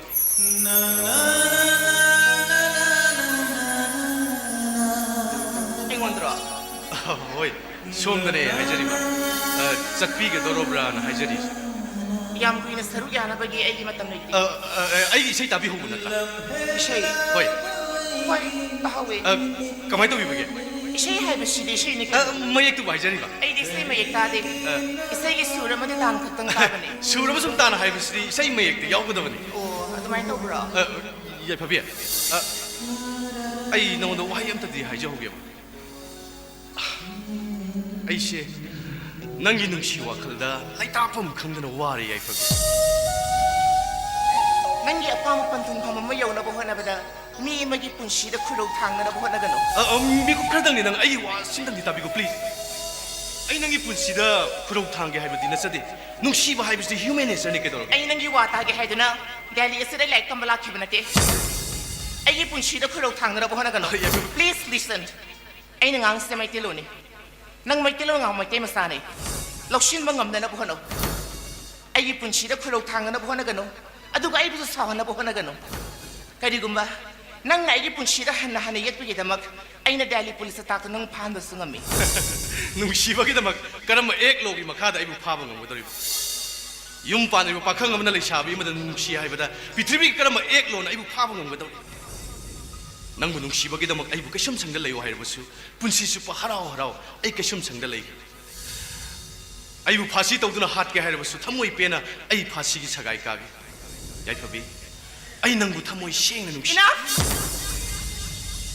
ꯅꯪ ꯅꯁꯥꯒꯤ ꯑꯣꯟ ꯗꯦꯁꯇꯤꯅꯤꯒꯤꯗꯃꯛ ꯃꯤ ꯑꯃꯒꯤ personal ꯂꯥꯏꯐꯇ disturbance ꯄꯤꯕ ꯍꯥꯏꯕꯁꯦ against human ꯂꯣꯅꯤ ꯅꯨꯡꯁꯤꯅꯕ ꯍꯥꯏꯕꯗꯣ ꯑꯩ ꯀꯩꯅꯣ ꯃꯁꯛ ꯈꯪꯗꯦ ꯅꯨꯄꯥ ꯅꯨꯄꯤꯒꯤ ꯔꯤꯂꯦꯁꯟ ꯍꯥꯏꯕꯗꯣ ꯑꯩꯒꯤ ꯏꯐꯝꯗ ꯅꯥꯃꯨꯡꯅꯕ ꯑꯃꯅꯤ ꯑꯗꯨꯅ ꯑꯩꯒꯤ ꯄꯨꯟꯁꯤꯗ ꯑꯃꯨꯛ ꯍꯟꯅ ꯌꯦꯠꯀꯦ ꯈꯟꯒꯅꯨ ꯀꯔꯤꯒꯨꯝꯕ ꯃꯈꯥ ꯇꯥꯅ ꯅꯪꯅ ꯑꯩꯒꯤ ꯄꯨꯟꯁꯤꯗ ꯌꯦꯠꯂꯕꯗꯤ ꯑꯩꯅ ꯂꯣ ꯉꯥꯛꯂꯤꯕ ꯑꯦꯖꯦꯟꯁꯤꯁꯤꯡꯗ ꯋꯥꯀꯠꯀꯅꯤ ꯃꯗꯨꯒꯤ ꯆꯩꯔꯥꯛ ꯅꯪ ꯅꯦꯚꯔ ꯐꯪꯂꯣꯏ ꯍꯥꯏꯅ ꯈꯟꯒꯅꯨ So, never try to disturb me.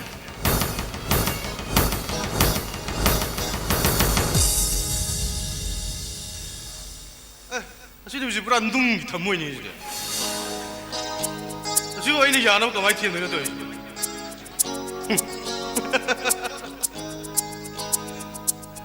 ꯃꯥꯅ ꯁꯥꯎꯔꯒ ꯆꯩꯔꯤꯅꯦ ꯀꯥꯏꯅ ꯇꯧꯔꯤꯁꯤꯅ ꯑꯩꯒꯤ ꯊꯝꯃꯣꯏ ꯃꯅꯨꯡꯁꯤꯗ ꯑꯗꯨꯝ ꯅꯤꯜꯂꯒ ꯂꯩꯔꯤꯁꯤꯅ ꯀꯔꯤ ꯃꯁꯤꯕꯨ ꯅꯨꯡꯁꯤꯕ ꯍꯥꯏꯕꯗꯨ ꯅꯠꯇ꯭ꯔꯅꯦ ꯃꯥꯅꯤꯗ ꯑꯩ ꯅꯨꯄꯥ ꯃꯆꯥꯅꯤ ꯑꯩ ꯍꯜꯂꯣꯏ ꯑꯩ ꯅꯨꯄꯥ ꯃꯆꯥꯅꯤ ꯑꯩ ꯍꯜꯂꯣꯏ ꯍꯥꯏꯁꯤꯅ ꯑꯩ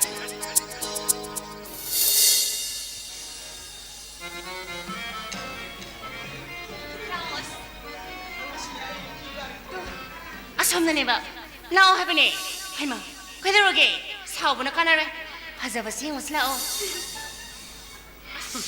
ꯂꯥꯛꯑꯣ ꯍꯥꯏꯕꯅꯦ ꯌꯦꯡꯅꯤꯡꯗꯦ ꯑꯝꯇ ꯌꯦꯡꯅꯤꯡꯗꯦ ꯀꯩꯅꯣꯅꯦ ꯀꯩꯅꯣ ꯅꯪꯅ ꯄꯥꯛ ꯆꯪꯕ ꯔꯦꯁꯇꯨꯔꯦꯟꯠ ꯆꯪꯕ ꯁꯨꯝ ꯄꯥꯝꯃꯤꯁꯦ ꯍꯥ ꯅꯪꯅ ꯃꯤ ꯁꯤ ꯑꯁꯨꯝ ꯍꯔꯥꯎꯔꯤꯁꯤ ꯀꯩꯅꯣ ꯍꯣꯏ ꯏꯕꯨꯡꯉꯣ ꯁꯦꯜ ꯄꯥꯏꯕ ꯅꯨꯄꯥꯒ ꯈꯣꯏꯕ ꯆꯠꯃꯤꯟꯅꯕꯒꯤ ꯈꯨꯅꯨꯡꯉꯥꯏꯁꯤꯗꯤ ꯑꯅꯤ ꯁꯨꯗ꯭ꯔꯦ ꯍꯥꯏꯕ ꯑꯗꯨꯅ ꯅꯪꯅ ꯅꯍꯥꯟ ꯏꯕꯣꯝꯆꯥ ꯑꯗꯨꯒ ꯀꯨꯇꯨꯃꯤꯅꯔꯗ ꯀꯣꯏꯕ ꯆꯠꯃꯤꯟꯅꯩ ꯍꯥꯏꯗꯣ ꯍꯥ ꯑꯦ ꯀꯅꯥꯅ ꯍꯥꯏꯕ ꯇꯨꯡꯃꯟꯕ ꯅꯪꯕꯣ ꯅꯤꯡꯊꯧꯃꯅꯥ ꯍꯥꯏꯁꯤ ꯅꯤꯡꯊꯧꯃꯅꯥ ꯅꯪꯅ ꯅꯍꯥꯟ ꯖꯒꯣꯏ ꯁꯥꯃꯤꯟꯅꯔꯤꯕ ꯅꯨꯃꯤꯠꯇꯒꯤ ꯅꯪꯅ ꯏꯕꯣꯝꯆꯥꯗ ꯃꯤꯠꯌꯦꯡ ꯃꯤꯇꯧ ꯇꯧꯕꯗꯣ ꯍꯦ ꯃꯕꯨꯛꯁꯦ ꯀꯌꯥꯗ ꯐꯠꯇ꯭ꯔꯤꯅꯦ ꯌꯦꯡꯉꯨꯅꯦꯍꯦ ꯅꯪꯅ ꯑꯗꯨ ꯌꯥꯝ ꯈꯪꯉꯤꯗꯨꯕꯨ ꯑꯗꯨ ꯀꯅꯥꯅ ꯍꯥꯏꯔꯛꯀꯦ ꯅꯤꯡꯊꯧꯃꯅꯥ ꯍꯥꯏꯁꯤ ꯅꯤꯡꯊꯧꯃꯅꯥ ꯅꯣꯏ ꯃꯩꯇꯩ ꯅꯨꯄꯤꯒꯤ ꯍꯧꯅꯕꯤꯗꯨ ꯇꯧꯅꯨꯅꯦ ꯃꯅꯤꯄꯨꯔꯗꯅ ꯁꯥꯖꯠ ꯑꯃ ꯗꯦꯜꯂꯤ ꯌꯧꯔꯒꯅ ꯂꯤꯆꯠ ꯑꯃ मणिपुर इंग तब साई दिल्ली योरगन लाई साई यम तानिंगे को तामरी तोंबा मी अतै न तामनी तो म कौबने नंग दे मोद तामनी तो म कर ए अजु देदी कई कौदिबा मोय ता मोइतादा काइना सक्ता जिगा सुगत कनो सुदजनी नयुम दे सिकिम थारक त नंग हारिंग सटपनी अइने सलग माना इबोम सागी बर्थडे गिफ्ट ले लेरमी मा मबुक सिका दे फाटिनेउने नंग ना हजन हसन हाइदो कनाना हारे निथौ मना हाइजे निथौ मना एखोय बाबुंग जे नुपी को मंगा लोले अदु मागी नुपी मयाम जे कराइदे कइदौरी जे एखोय बाबुंग सिन्नान खंगे हमनी आइजु बाबुंगी मसाने नंग सायु ब्रेकफास्ट करि जागे सिबो खंगजा ए बुट का साना ब्रो हाइसे बुट नते लाइरेमबी अइने तुंगर जुमादी तुमदे अदुना आइगी मंगद लाग नंग कइदौरी जे सिन्नान तमजा सबने निथौ हाइजे निथौ लाइरेमबी सानाबा बुट सानाबा हेलोय सानाबा मियो सिंसे क्रेक सुइ हाइबनी क्रेक सुबा नते नोइदे खरेना सिंबा नोइदे 5 सेंस लेबदो आइकोइ द 6 सेंस याम तानिंगे को आइदिने मुरुम सम मिसिंसे याम किजे ओ नंग पामिस दते नते हंदक सुप्रीम कोर्ट ना नुपा लेरब नुपीना अतोप नुपागा लेमिनबदा क्राइम नत्रेना एदल तरिबु सपोर्ट तरुपदगी हा नंग सपोर्ट तनु पैवानी ने हा मैताई नुपी से यूरोपियन ओथोप याम पामक पैवानी नंगजा होय बुंगा आइदिने सुप्रीम कोर्ट को थागली बने करी आई तुमने मुने लोइरे ने काई तुमनी नुपा सिगी नुपा मथक से तुमगे लानु कोई गा तुमगे कोई तुमने मुने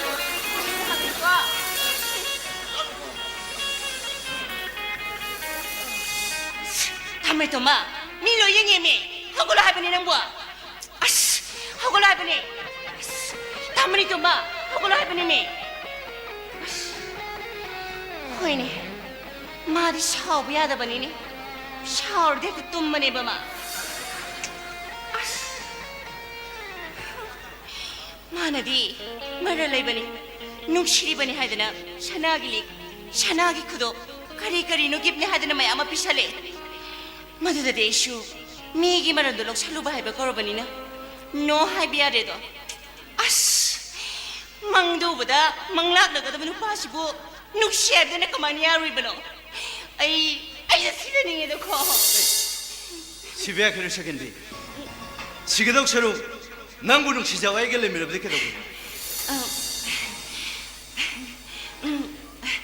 नंदी मतौ क्रम नंबर फंक्शन लाइबा अइना कोइना पाता संगिबदो अयो अइना नुक्सिजाबु नुपी मना अतोबु नुपांगा पाता संगिबु होउदai आई खामे वाइ इकाजे दे मसिनु पासे अंगावनी गोतो मफम साइ खंगदे सादे खंगदे नुपांग मथसंग तुंगमग लेगरेबा आई माबु खंगी अखैना ngangoringada kolkata gi josa school da akhoi puna tame aina class 6 tambada mana 9 tambada pakthar ga dendrai ching amne school dai ta thoki bani असेंमनि बोमसा अंगांग ओरिङैदगी ममा अम्पा ओइबसिंगना मपालमदा थादोकपसिंसे ओइ अयाम्बना लमसत मांगमन हेली अफबदी खरा खक्तने हाय असुमे नंग हाइबा अखोगा तमिनरपा सेल पाइबसिंग मसासिंग अयाम्बना निसासाबा निसादा लाइसु ओइ फकिबनी 10% फाकिदब्रा लेपंगमजे अदो मा पासिन 16 पिकनिक सेमजरपदो बदरे फोबोय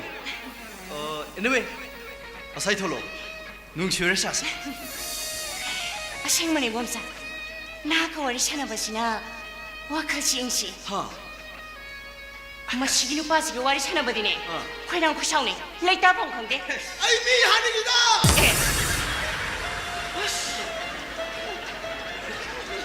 माजी तुमने जाना हो तुम खरबने मादिने तुमने वांगांग बने ओइ कोइ लेमिनर बाइजबा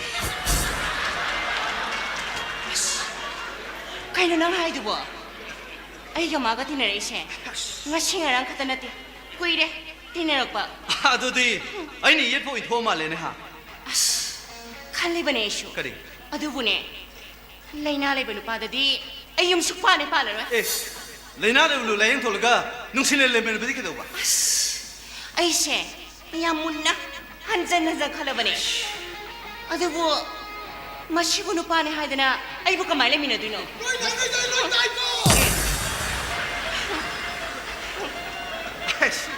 माई तुम दमा ले दमाई ꯍꯣꯏ ꯏꯕꯨꯡꯉꯣ ꯃꯃꯪꯅꯦ 마디네 마시기 와이시신 파워이러버니 버레시 농아이티 마 둠저스노 아크니 메토 동르가 델리 코스로 아드나 파나라 아동아이코 마시 그냥 거의 둠도이노 호렌 뽕망아 마카이 따룩 거다다가디 미컵 털었거니 낭 잠문 강이소 일레미날 만디다 카이는 낭 앙이도 뭐 아이씨 레샤비나 뭐 마포반 뭐 사과 수미네도 에 아동아이 머니 도마나 tumnung bay lena leshi sumane shuan thagan bay lena amna made nang ai bu hudoga atoba na paam de singin sa taning de gomsa nang shine tamani to maga mana ba mari to kono nang di aina han big ubaga nung shikhra banu bani aisha nagi wa shine tamoshi pele singwa noi wi ko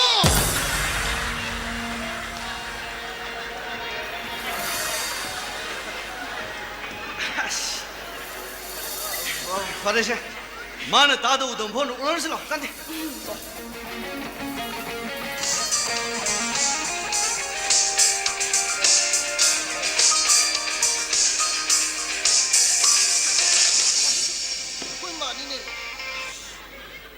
Ima, ay pagta tumiye. Ima na biyang nalak mi na ba? Ima, ang tangay ko Ima, ang tangay ko Tanaw bi! Nangadalay maramdal lumida, ujare! Ay sauning ta nangaktan tumba na tanaw bi! Tanaw bi na ti mayang na pinini. Nati, Nigeria ki lam koi ba sigduna gun point na namna pukra sala. Nataga na magi bom sa aduna phone tor kokra sala. Adu hen batar de tanaw be. Ay na. Ay saute. Ay tumning de ay saute. Ay tumning de.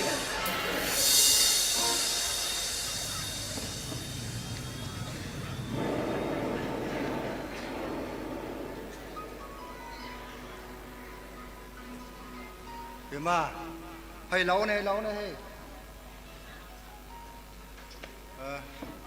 ngồi phải cái mà tập trung học qua đi nâng mình nung sợ cái ngạc thăng hậu rồi ba xe office ngạc thăng nhiều rồi office cái phải bên những tham bài chỉ ba cái hay tiền hay Setiap kuih ni pangda benina, pabung ni nak tu kuih ni lebih pangdi. Aduh anyway, pabung hak jang nuai na ubase, ayam harau he pabung. Bagi tapi,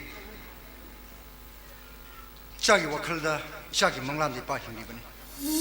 Ipa nang ina pamnu wahai pari yang mata su, nang siwa katam ni siwa katam ya dia hewa. Sana ipa kita makpurak pa, mapung para ba amun buhi do. Ipa na kaurang nang ngai dia hewa sin nang kau na koi pagi pema. Ay kau jure pabung, ay ipun sida ay namang kipa manglan, amadi, ay nasakhi buwasak adu, madi yaw di pau ba ay nalay iba kong pamadudagi ay sumong ye pabung. Adu ni. Ngoi, nang na lining ba lay na ba? Nang na tawning mo kosing tong na ba? Ipa na ne nang iya kau na lupa lag mo di hapa ba ni? Nang iya awat pa ba heler pa da? Ipa da pau pero ipa kudak ta nang nakalak. Pabung, nachay na mahay pa na halag pamikup ado. Pugling mo ham na ngay bihim ko pabung ah. Ngaram.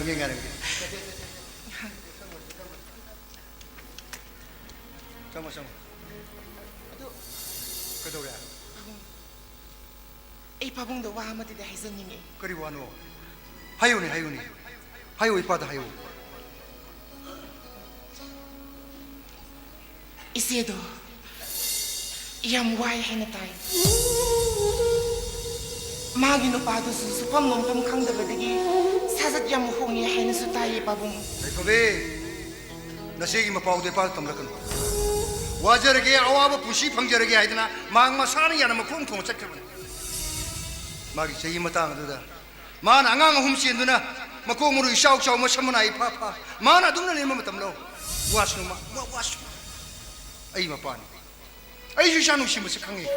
Adu ay mabu han yeng le roy na lep adu ga maso ma thauna le trabdi shi gi ay magi dam war roy ay magi dam ka phibam du da magi 미어비기 통나 이빠니 이링리버니 해이빠기 배마 ai pabunggi aning bada ai amu hani cher roi ado Ayo. pabunggi hangma bi ai khoi ka nam tare te hadina chala thaktab to bi gnu ko pabwa 사이다 이빠 사이다 너네 다 바기 마사나 빌리라이 라게 바기 사기 해 통해因为 이빠는 농원다 하게 되버디 미래 이빠도 레이 바이브 시디 마땀 쿠디모도 섹션 여다 버니 nang thengla ulam ba sing do miri bang sang atani nang yam hai sing koi ba gi be ma ai pum nam khanji pabung hoji ki oina di aina tam bi subject sing asida ai topper oi de biya de semester hum phobodi loire last semester su ai soi dina maki mai pa kani pabung aina 12 exam the position mak lo bangam dra basu ai BA English honors de ai gold medal phangi pabung ai MA su soi dina maki phangani pabung good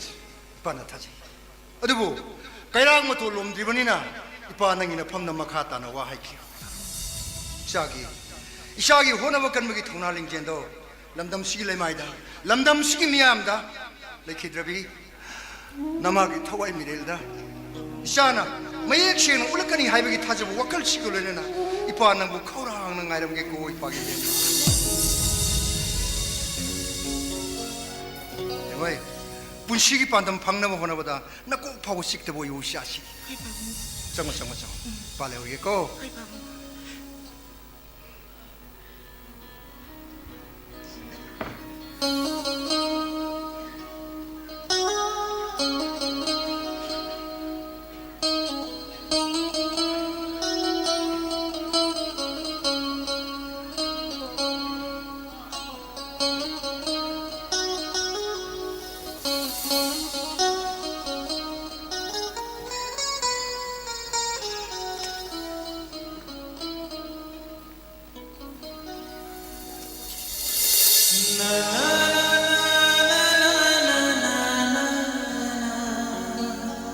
Hello, yeah, Papi.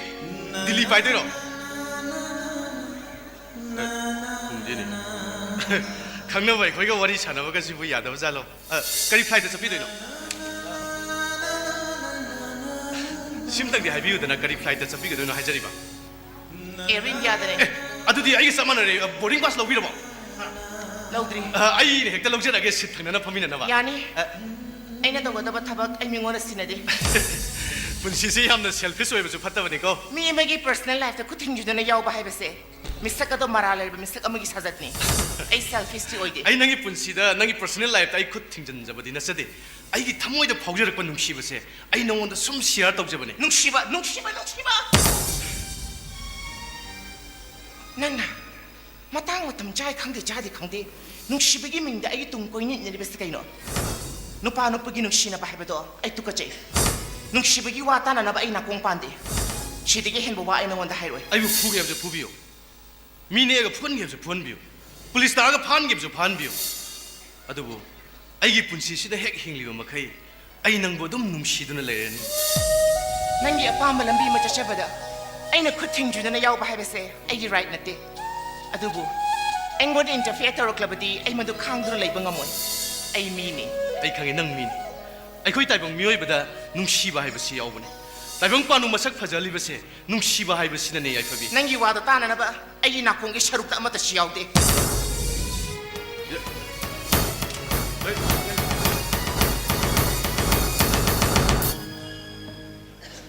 Nungi thamoi na te yot ki thamoi ni ma ji. Mana ga chaw ga sai ra mini ga ya taw ri sina ai gi thamoi sida nungsi ba sum he ga lakwa.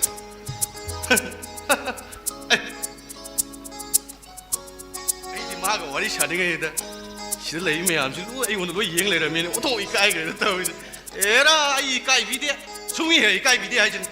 Ai nu pam sa ne. Halloi chukan ni halloi bai.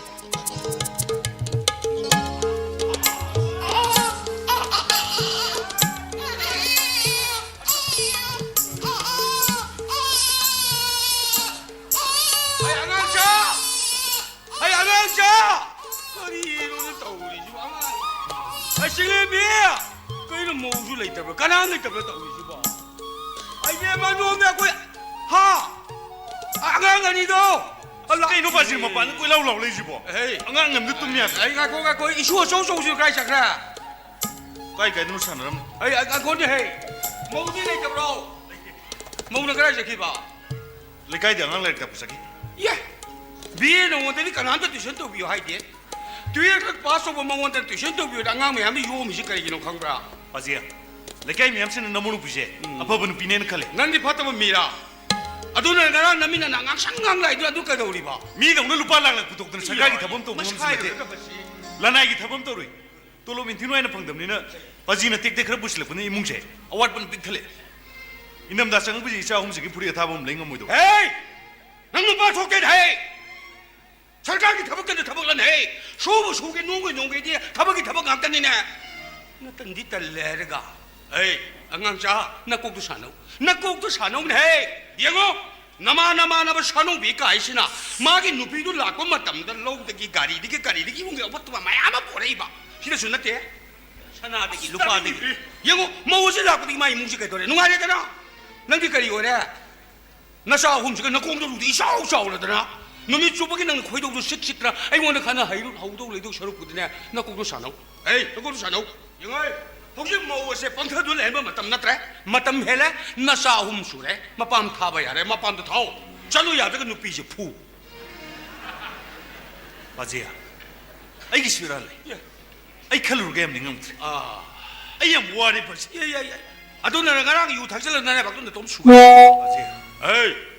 누비 부바이제 군나 부바이 왕 앞에 때네 와이나 부바이 아니야 영어 묵나리 베네디 묵가니 샤바가 아마가 짱나더래 마워스는 라이팅이 타복수 야게 마마나 비르지 된다 두복도 바이 잘리시 낭 누가리브라 아 간요 아이나 시가 노리 더우도 시부까리로 하와디 마워스는 또 전전리 비나 앙앙아 근데 또 전담비 하래가 너 거기 가 양꾼이 hin가 도리브라 아이나 리싱아 만이 보라 무슨 너 거기 가면 흥도리 그 양꾼이 흥도리긴 해 너가 칼로나 야리 못 보세요.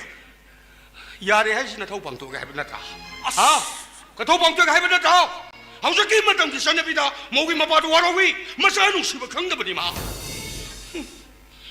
मोवसी ना मामा नमक बिना किन्ने लाइटे की थबक से याद ना तुबक तुबाई चल रहे हैं इसको कयां कोई ने ये कहा नहीं बतून है आई ना हरी से न कोई तुंगी ने को मोगी मपाम न था मांगोन का हंगनो सुमांग का मामा इले रगला लो आई ना हरी से न कोई यामुन न खालो को न साउम से न कोई कमाई हिंदोरे नोई यामुन न खालो हरी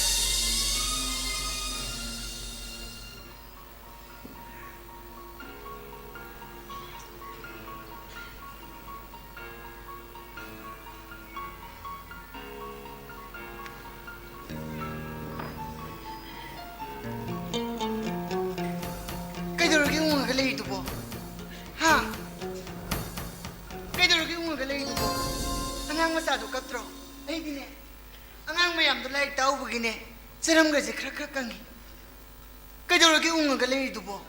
Jinglembi. Aina nunggu yang mau halam hale. Ai di wade da. Aina nasi pangli basi. Punsigi para amani. Hingba boy na singnagani. Lar ba boy na langtingnagani. Nungai balambi matisi. Imong asigi namak. Nangi da mo mateng pangmong naba. Ay yung mas tadok na sentan ba sa lagay ni Lep. Ha? Kadada? Kaya yung tadok ka daw riba? Lamdam sir sa nari pun si masal siya. Nangigipun siya si maring mahok tong nang mga ngunay ba itazag. Nagsukang lima na tra. Ay ko inigilong mo dasang kiba siya lado sing mga mda badagi. Inko ala sirmi na tang kaya mo loko. Nangi naman. Isa singi naman. Ay nanupa mo niya doon na kuy set pa sa bananing tungon mga masunati. Kawang may kinmeri dileri marumpang sing moangda bi mani ay bigo khal thaduk tuna ayu mas thaduk tuna chal gain lep Kanada ba wangang da Kanada ba dikeno Kanada ba dikeno ay koi kam kino wabs khang le bang ngone isam se ganam le sengmani ganam le mai jing taman gani ay ye soi bam le khai tuna nang de ge wabs kari skong jin tuna khang ma kalim ne tumin le sing mangame nabu ganam nu pino noi pamung sir ganam ba no anga mtanati Angang umsuru pawa, ausik pawa mana nanggu itu tuh tamlip sih, nanggu makia pawa musa na dari bro. Mapaham na masa magi na mag. Ini kong chuar. Karino? Ingon na siya siya gumawas butali ba? Ay kang mga mito na lul gay. Kaya pwede tamoy ka nagsisarim no. Noi pa musa minit tapos ka naman tahoy pan mo no. Ikaw yung kaya pwede tatiki ka mo no. Ay kangi, pabung na ibu. Kaya gimating nung sibi ay ba? Nuksibadura sukoy ba sa ito rugilay ba siya? 너무나 마시고 올리드럽세 낭만 혹시 비드나로 너무나 마시고 올리드럽세 징렘비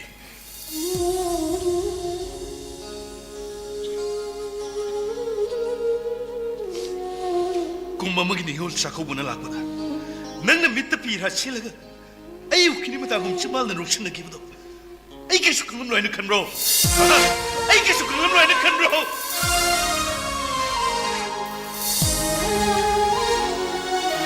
legacy mo ang dahil mahistong magmiti.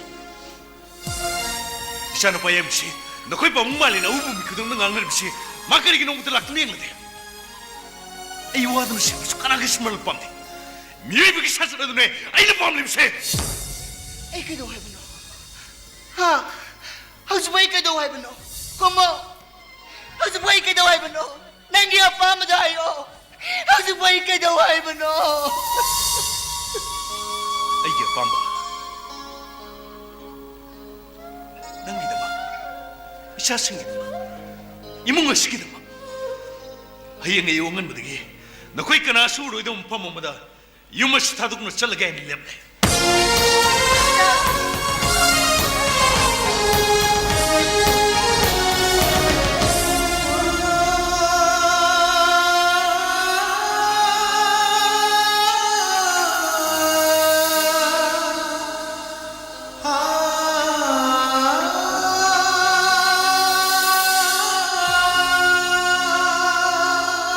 ꯑꯩꯅ ꯅꯈꯣꯏꯗ ꯍꯥꯏꯒꯗꯕ ꯋꯥ ꯍꯥꯏꯕ ꯑꯩꯒꯤ ꯑꯄꯥꯝꯕꯗ ꯅꯈꯣꯏꯅ ꯃꯊꯧ ꯄꯥꯡꯊꯣꯛꯂꯤꯃꯛꯅꯤ ꯑꯩꯅ ꯅꯈꯣꯏꯒꯤꯗꯃꯛ ꯄꯥꯡꯊꯣꯛ ꯇꯤꯡꯒꯅꯤ ꯑꯗꯨꯒ ꯅꯈꯣꯏꯅ ꯑꯩꯒꯤ ꯑꯄꯥꯝꯕꯒꯤ ꯃꯥꯌꯣꯛꯇ ꯂꯦꯞꯂꯕ ꯅꯈꯣꯏ ꯑꯩꯒꯤ ꯏꯆꯥ ꯅꯠꯇꯦ ꯑꯩꯅ ꯅꯈꯣꯏꯕꯨ ꯏꯟꯊꯣꯛꯀꯅꯤ Babu! Inaladunane. Asuk sang lumamata mase. Namang dali pangamdri mase, Babu.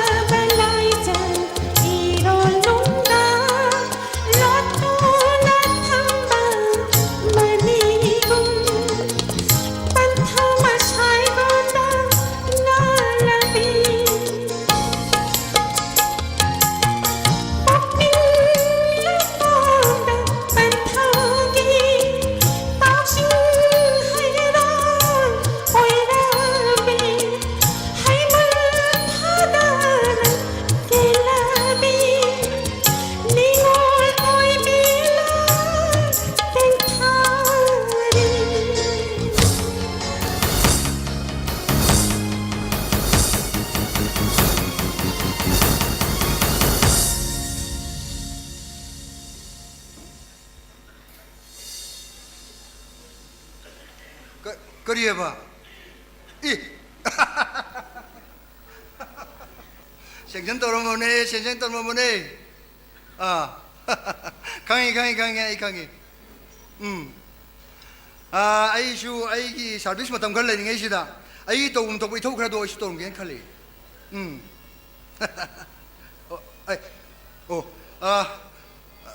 아이 오늘 시 아이 자는 비면 딜레도 많이 보라 신도 빠게 마 kay lere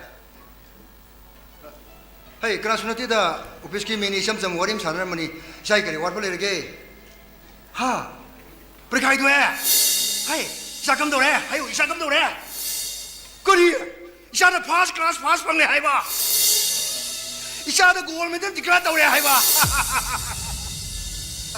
nungare pa nungare engoi hayeng ipagi office ta ipagi manaba singdene athum haugi party mi singe nungare pa nungare adu ngai kho ipara nongonda haige dabudi mai tamagi mai pakwa sikhaktana punsigi mai pakwa oina di para logdi ko aduni hona bakan bolep ta basingi di lai lebani adu ngai kho ipabu nang inakta lau hai bro kari lano yare ho tamo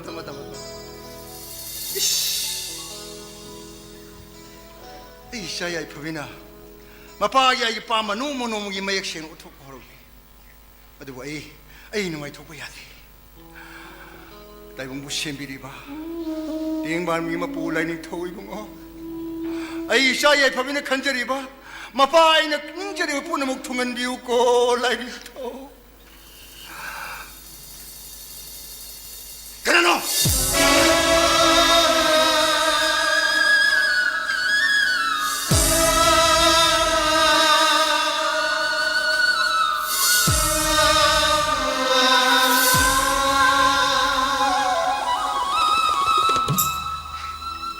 Aini, nasa singlim bini, nasa singlim bibu, masa kandar beropa bu.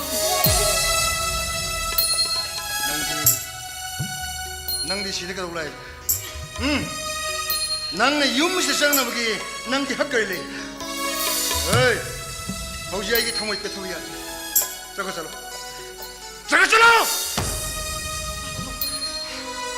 Ayam nuari, ayam sibu, babung ini jangan terberopa bu. Hei, nang na puning warapung am dapat lagi tangki bu kong tang atuna. Mapau iba ini thamoi dah suram mamai itu kita macam masih pau. Mana, ay mapa, masa bu nung sima sekang tu mapa tu dia te. Aduh bu, ay kang ge dah kang. Yang eroi hajar yang namu han ni yang tu ni. Hey, hauji ay ga sabu ki pilih kong ya te. Nangi na satu ay mangsud keno. Jaga calo, thulmo cai kau. Babung natana, aigi kana sulite. Babung na aigi imani ipani, umnamangni. Samarak laga, thalaroi khalurbi kung asipukuna. Ngasidi, babung inamang dilip na rabane babu. Hey, kaya sabi nanggi hausi wario kunci itu dah, nang karam ni hingbang ngomane. Aidi nanggi na pung shonda kada wa no mutu sai kede. Thabaki exam thaba khudi, sen pida banina, amata sukhalakte. Babung, ayo si angang tuition tauraga, sen talaga, ayum pure babung.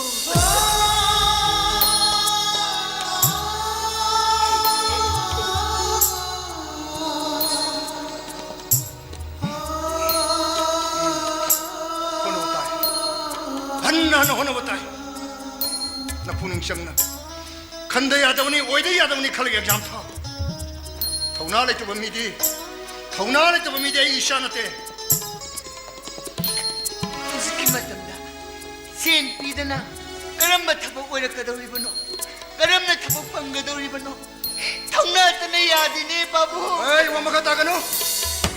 Hauji ko riba thabak singa si exam yaw na ba. Bom lor ka siyang thajal so. Mastagi hen badi ay wangang kiro.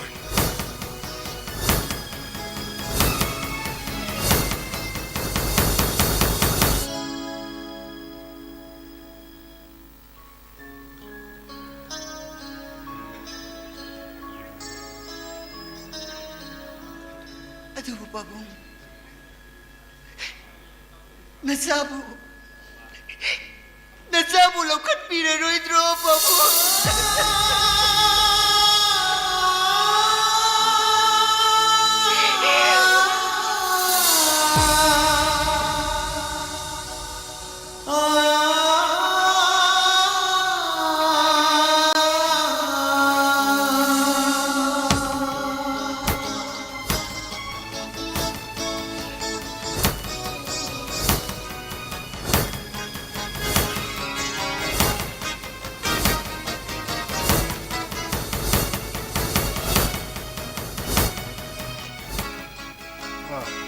Ba, nung si kadai le. Ay, kasi nung nang ina kupong na director ba department dagi thabak ra kauriyan tai. Si matang da nang warim da sagen to. Ha. Ay, pare judi nang ato le mo. Ay, hosi mo nang ato lake. Ay, hosi mo nang ato lake.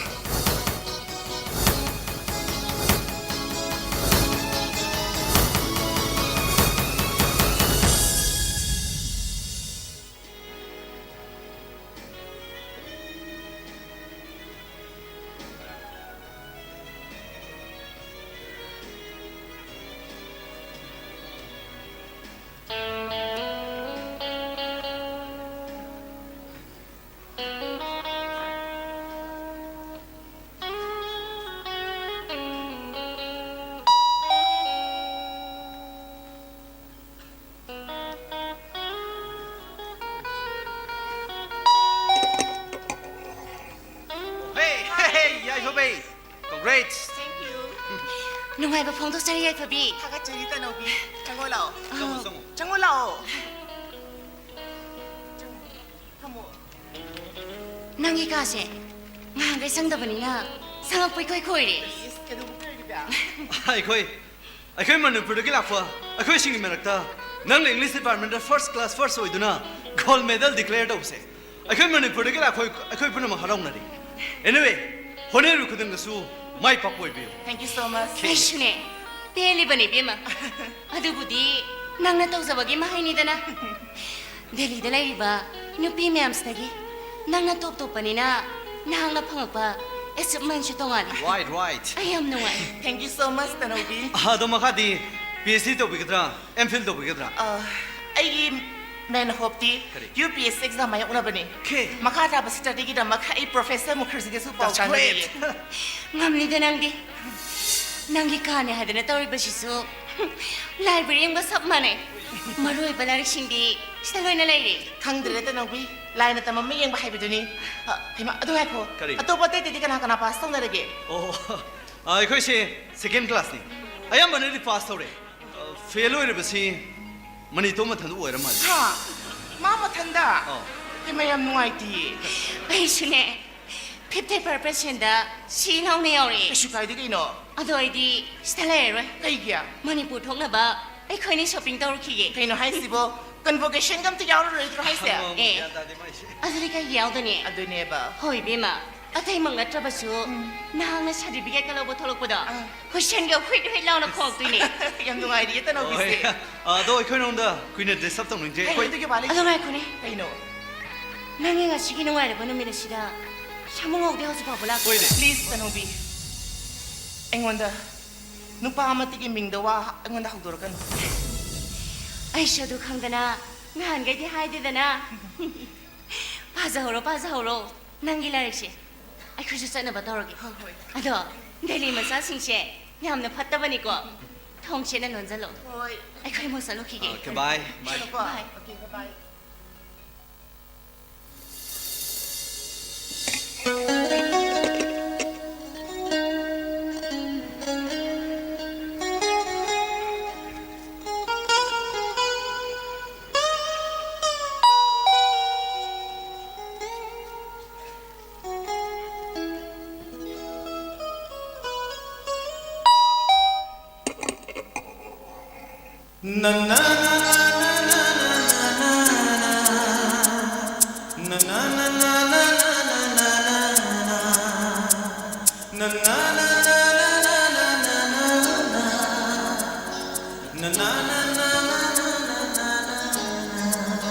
ꯀꯩ ꯂꯩꯒꯦ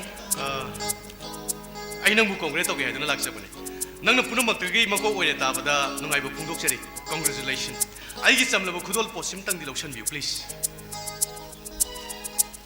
please ꯌꯥꯏꯐꯕꯤ ꯁꯤꯝꯇꯪꯗꯤ ꯂꯧꯁꯟꯕꯤꯌꯨ please please Thank you. ꯑꯁ welcome ꯑꯗꯣ ꯑꯩ ꯉꯁꯤꯗꯤ ꯅꯉꯣꯟꯗ ꯋꯥ ꯑꯝꯇꯗꯤ ꯍꯥꯏꯖꯔꯝꯒꯦ ꯑꯩꯉꯣꯟꯗ ꯗꯤꯁꯇꯔꯕ ꯇꯧꯒꯗꯕ ꯋꯥ ꯑꯣꯏꯔꯒꯗꯤ ꯑꯩ ꯇꯥꯕ ꯄꯥꯝꯗꯦ ꯅꯪ ꯀꯥꯟꯅꯗꯕ ꯋꯥꯔꯤ ꯌꯥꯝ ꯄꯥꯝꯕ ꯃꯤꯁꯛꯅꯦ ꯌꯥꯏꯐꯕꯤ ꯑꯗꯨꯝꯅ ꯍꯥꯏꯔꯕꯁꯨ ꯑꯩ ꯌꯥꯖꯔꯤ ꯑꯗꯨꯕꯨ ꯌꯥꯏꯐꯕꯤ ꯅꯪꯕꯨ ꯄꯨꯟꯁꯤꯒꯤ ꯑꯍꯥꯟꯕ ꯍꯦꯛ ꯎꯔꯨꯕ ಮಿಕ್ಕುꯞꯇꯨꯗꯒꯤ ꯉꯁꯤꯁꯨ ꯍꯧꯖꯤꯛꯁꯨ ꯑꯩꯒꯤ ꯊꯃꯣꯏꯅꯨꯡꯗ ꯅꯪꯒꯤ ꯅꯨꯡꯁꯤꯕꯁꯤ ꯂꯦꯡꯗꯅ ꯂꯩꯔꯤ ꯅꯨꯡꯁꯤꯕꯒꯤ ꯋꯥ ꯇꯥꯅꯅꯕ ꯑꯩꯒꯤ ꯅꯥꯀꯣꯡ ꯄꯥꯟꯗ ꯅꯉꯣꯟꯗ ꯍꯥꯏꯈ꯭ꯔꯕ ꯅꯠꯇ꯭ꯔꯥ ꯌꯥꯏꯐꯕꯤ ꯀꯌꯥꯔꯛ ꯍꯟꯖꯤꯟ ꯍꯥꯏꯈꯣ ꯍꯥꯏꯕꯅꯣ ꯄ꯭ꯂꯤꯖ ꯍꯥ ꯅꯨꯡꯁꯤꯕꯒꯤ ꯋꯥ ꯇꯥꯅꯅꯕ ꯑꯩ ꯅꯥꯀꯣꯡ ꯄꯥꯟꯗ ꯅꯉꯣꯟꯗ ꯍꯥꯏꯈ꯭ꯔꯕ ꯅꯠꯇ꯭ꯔꯣ ꯄ꯭ꯂꯤꯖ ꯌꯥꯏꯐꯕꯤ ꯑꯩꯒꯤ ꯋꯥꯁꯤ ꯂꯣꯏꯕ ꯐꯥꯎꯕꯗꯪꯗꯤ ꯇꯥꯕꯤꯈꯣ ꯀꯩꯗꯧꯔꯒꯦ ꯅꯪꯕꯨ ꯅꯨꯡꯁꯤꯗꯨꯅ ꯏꯊꯟꯗ ꯂꯩꯕ ꯌꯥꯕꯒꯤ ꯑꯌꯥꯕꯗꯨ ꯐꯥꯎꯕꯗꯤ ꯅꯪꯅ ꯄꯤꯕꯤꯔꯣꯏꯗ꯭ꯔꯣ ꯈꯨꯃꯨ ꯌꯥꯏꯐꯕꯤ ꯅꯪꯕꯨ ꯅꯨꯡꯁꯤꯗꯨꯅ ꯏꯊꯟꯗ ꯂꯩꯕ ꯌꯥꯕꯒꯤ ꯑꯌꯥꯕꯗꯨ ꯐꯥꯎꯕꯗꯤ ꯅꯪꯅ ꯄꯤꯕꯤꯌꯨꯗꯅ ꯉꯁꯤꯁꯦ ꯑꯩꯒꯤ ꯔꯨꯝ ꯑꯁꯤꯗ ꯅꯪ ꯒꯦꯁ ꯑꯣꯏꯅ ꯂꯥꯛꯄꯅꯤ ꯑꯗꯨꯅ ꯑꯩ ꯅꯉꯣꯟꯗ ꯄ꯭ꯂꯤꯖ ꯍꯥꯏꯕ ꯋꯥꯍꯩꯁꯦ ꯁꯤꯖꯤꯟꯅꯒꯦ ꯄ꯭ꯂꯤꯖ ꯌꯨ ꯃꯦ ꯂꯤꯚ ꯅꯥꯎ ꯑꯩꯅ ꯍꯥꯏꯕ ꯉꯝꯕꯒꯤ ꯄꯟꯈꯩ ꯍꯧꯖꯤꯛꯇꯤ ꯑꯩ ꯂꯣꯏꯈ꯭ꯔꯦ ꯑꯩ ꯆꯠꯂꯅꯤ ꯌꯥꯏꯐꯕꯤ ꯑꯩ ꯃꯅꯤꯄꯨꯔꯗꯁꯨ ꯂꯩꯔꯔꯣꯏ ꯏꯝꯐꯥꯜꯗ ꯑꯩꯈꯣꯏꯒꯤ ꯄꯥꯕꯨꯡꯅ ꯑꯩꯒꯤꯗꯃꯛꯇ ꯊꯕꯛ ꯑꯃ ꯍꯥꯏꯅꯕꯤꯔꯦ ꯍꯥꯏꯗꯨꯅ ꯄꯥꯎ ꯄꯤꯔꯦ ꯑꯩ ꯌꯨꯝꯗ ꯊꯣꯛꯈ꯭ꯔꯒꯅꯤ That's great. ꯑꯗꯨꯗꯤ ꯌꯥꯝ ꯐꯩ ꯀꯩꯅꯣ ꯌꯥꯏꯐꯕꯤ ꯅꯪꯕꯨ ꯄꯨꯟꯁꯤ ꯆꯨꯞꯄ काउबु ngamba haibado ai oijarage aigi awabasi ithanda dum khangduna leijarage yaiphabi simatangni nangna ningsingbi nangna tawruba hiram khuding mai paknanaba mikok thongba oinanaba numit khuding aina taibang sema mapuda nangi damak nijari haiba simatangdi nangna kaubigano ko yaiphabi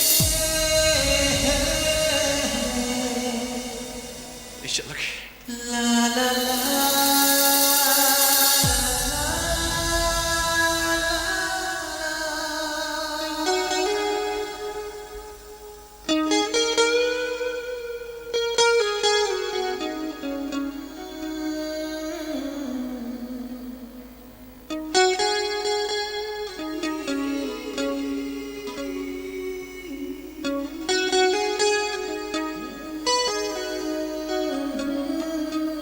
yaifami simatangi nang ningsingbiyuko nangna tawruba hiram khuding mai paknanaba mikok thongbo oinanaba numit khuding aina taibang sema mapuda nangi damakta nijari haiba simatangdi nangna kaubiganu ko yaifami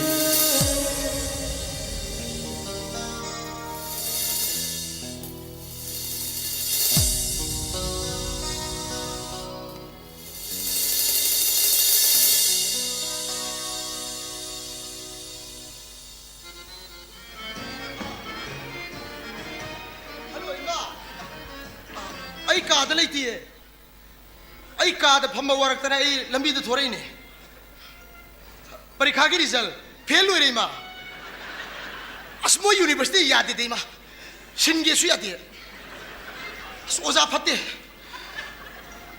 professor pande ai hale ma nati manipur thakha oran ba pande du nati ai koi head of department pande ma ai gi se kana ne yenge se ai sab chana khanga bane ai ne lupa lakh ahum bi bu lau ya de adu gi mahuta laria jam hita bana na kamai dau tamai no hange ai ne manipur kota da sangak pane mami tu khani ye nei ma kendo pakhal no nasa first class certificate di pur lakne ma nasa mani to mani ke dor ga lambi da uire chat pada gari ne thoma sibidra bana chane ke dor ga ma ha hoi babu ima ko babu photo sele ne kariya akhoi babung bo nupi ma mu pore ba as ima babung ja phone pai de saura nem de pai ke ko hello babung congratulations kun taruk sure sa khoi babung ja hai ai di ama ko koi bung min mun gi dore babung sa khoi babung ja pura superman ni ha babu nasa first class certificate di pur lakane babu babu nate kenda khanbiru no babu ai ne hane university sanadre ai open university de ming chanjale adai di ai ne invigilator taribu oza sing de lupa lesing yakai pi adai di moine sidai chibok sinna pi ai loi chinjan mani babu all india sanani ai certificate babu adu babu ima beton do babung na hanne yeng bidre na facebook to message tharame kariya mayang pi ina kun bi mlo ro haira adubudi koi open university gi exam gi duty ta bi madrasi ozanu pim le ye ingon mun yengi babu as masakti mugur zani babu muzerasu mamiti lang trik lang manipur ga pora di sa thore ko chen sen ni babu hai ai lai ba yeng se babu kenda khanbiru no babu ado ai ge account na lupa lakh tara ta piro babu ai phana loi se lage babu ai first class certificate porane loi porane babu thank you babu yam thara piro ko babu ai ngai ser bani ko thamjare babu thamjare nungai he phai he khoi babu je phai he oi talonga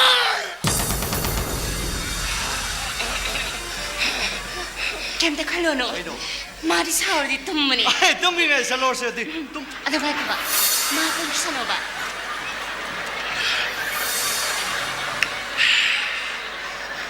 hausik dai saur ju tumaroi sampra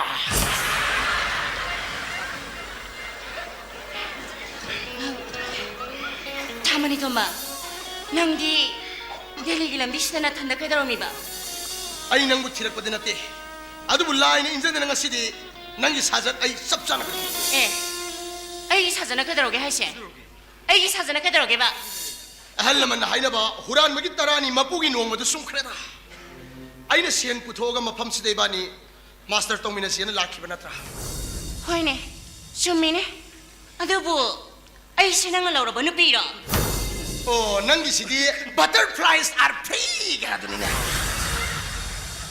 ꯅꯣꯏꯅꯤꯁꯤ supreme ꯀꯣꯔꯠꯅ ꯄꯤꯕ ꯑꯦꯗꯜꯇꯔꯤꯕꯨ ꯌꯥꯝ support ꯇꯧꯅꯤꯡꯕ ꯀꯥꯡꯕꯨꯅꯤꯅꯦ ꯑꯁ ꯀꯥꯟꯅꯗꯦꯁꯦ ꯆꯠꯅꯕ ꯇꯧꯁꯦ ꯍꯣꯏ ꯆꯠꯈꯤꯕ ꯌꯥꯔꯣꯏ ꯑꯩꯅ ꯅꯉꯣꯟꯗ ꯈꯨꯗꯣꯜ ꯑꯣꯏꯅ ꯄꯤꯈꯤꯕ ꯃꯌꯥꯝꯗꯣ ꯍꯟꯇꯣꯛꯑꯝꯃꯣ ꯀꯅꯥꯒꯤ ꯂꯩ ꯀꯅꯥꯒꯤ ꯈꯨꯗꯣꯞ ꯀꯅꯥꯒꯤ ꯐꯨꯔꯤꯠ ꯌꯥꯔꯦ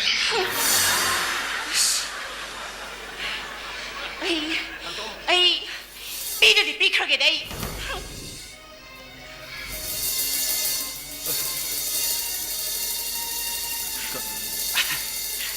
ꯌꯥꯔꯦꯀꯣ 마기 명대 ꯂꯥꯛꯑꯣ ꯆꯠꯁꯦ ꯉꯥꯏꯈꯣ ꯅꯪꯒꯤ ꯑꯣꯏ ꯊꯪꯕꯗ ꯁꯤꯔꯤꯕ ꯗꯥꯏꯃꯟ ꯊꯤꯟꯕ ꯈꯨꯗꯣꯞꯇꯣ ꯑꯗꯨ ꯋꯥꯠꯂꯦ 시디 그대로 비디바 삐져보자 시디 그대로 비디노바 시비분음 있다 난 내보다 대독해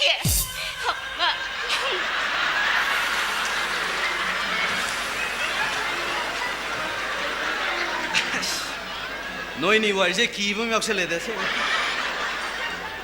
따노비 할아먹게 ngài 피문제 굴럽 부서고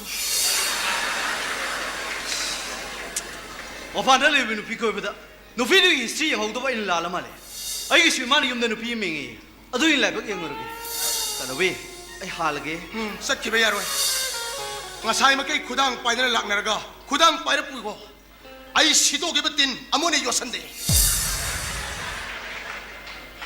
ai pida di pikrage dai she yare maga walunari sachlo lao habani 하이 나코이 프리고 펌디가 나를 봐 가리게 프리노 살아 거기 봐가더라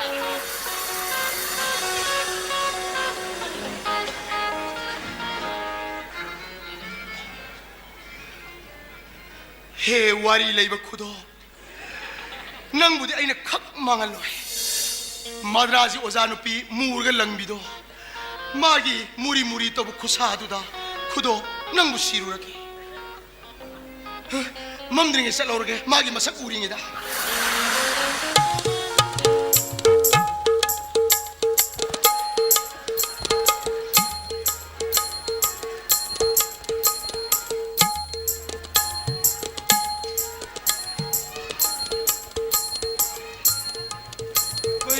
나머니 너무도 나이디를 떠오르시고 이사시 이모주 로이자 그럼니 떠오르시고 농아이라 실망하라 농아이 봐이가 농아이라 hꯧꯖꯤꯛ 대기 이모는 비실로 컷비드나 सरकार이 타고 마사가 떡자다 돌업 사바이도 오이자를 보니네 애기 사누바 앙어부도수 까르발 마사가 떡들 마사신가도 이스군데 따란가 타라 보니 농아이라 실망하라 농아이 봐이도 어두 보이는 마탐 마마다 아이게 이몽루 비실로 컷비디에 마파스 이제 티는 강 민고도 혼혼도 세이루리 마시 갈로도 너무 이가래고 세이다 아소보 비살기 먹고 가시 싱거잖니 오이고 이거 이거 레벨 고도는 거 이제래다 에이시안 이바이시 이사가 이보고 했다 불리를 하자 뭐야 알았디 아도다 여기 더러 뭐뭐 이바시 야우디 야다 나간 게 요우래 이 가슈가데 이바이 링빈이 쉐 머신에 해놓은 거 이제래 아이시안 아바바 소보 미가 로이나 버데기 아소보 미나 아소보 마사포이 아바바가 상가 떠오르고 로이나로 버데기 이싱을 놓고 요핀이 이싱가 따위 하이더니 이바이 이제는 같이 하고 입은 놈십이 누가이래 아이게 이몽도 비데 돌로 싸라다 돌로 한번 펑번 놈이 맞지 돌로 한번 펑번 놈이니 까일 피력보다니 깝고 보내니 뿌리지 놈십이니 아두가 해 아이게 이몽도 비시 아이게 쇼는 빠지고 대나람들아 봐 사이다 노력다 말이 뭐나오는 비는 오히려 타박사에 멋있게 해는 싸우고 비싸고 이런 것도 이 사실 되는 망입니다 이바이 녹시비는 뻥딱 카피 보는 거리다 아도 이바이 사이동시 앙아 모사나 만나오는 비 오빠 에어포트 sakri 에이 샤싱이 미니는 사통이 레지슬라 세 너가 시리 바시 와로 야데 그래도 봐. 아이씨 땅아이 받아나 이 아랑밤 뭐 심음도 해실루드나 라나 더렁원기 아랑밤도 이바 이 역선으로 아이가 더렁 부민이 나오디 뭐난 막들리라 뭐 아이 시행이 마망지다 이 시행이 망지다 이 마이 정도 없더디 저이 이 시행이 이 와로 그러네 얘들아 아이 시행이 있니네 맞다 뭐야 서 난 와로 야데 아이 이모는 빌 라가 샤강 마이크는 싹싹 곰 가림 쌈이놈이야 와로 야데 이 모동도니 이모도 큰나래게 오늘에게 아이지. 아이 샤야이 파비가 이바이가 삭항 막강나 뭐나. 사악처럼 암땅 뿌는 싸미는 거니. 파라. 이바이가 슈타도 보이 아버나 떠보니나. 랭비로. 하이에 노면 싸미는 바이 따래잖아. 너 와로 야데 고 동아리 되고 와로 야데 고 아이 모동도 뭐 파라. 어디 바이 나 센트 욕제 드레고.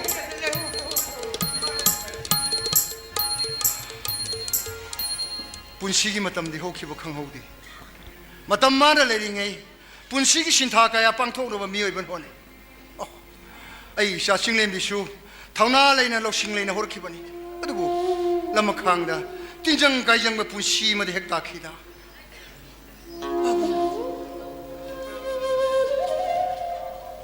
바붕나 나사다 멍제 키바 멍란 kaya aina mangphangnan bangamdrabasu akhoi ai phabigi marai bakta tamlamduna UPSC na IPS aina khalakduna ngasi tholakadorabasidi babungi mai pakpagi numit ado thoraklabane babu mashidi ai mai pakui numi thorakle ai shayai phabina asum orakani haibasa ai nongmuta su thajarudi nang sian kibunu menuda ai thamoi kaiki ai awabudu buda magi honaning magi mato do yakairakhi man imang wasakno lebla phawda ai namabu thajkhidi magi honabakan magi mai pakodo tamna imang ulakhi mashidi ngashida isaya phabi matik chaba mi moida thorak mashini ne hey mi oi bano hona jabagi phangjaba mai hai bado hey bema kari kapibno ha punamakse punapu shemiri ba mapu magi thorang aktani ne hey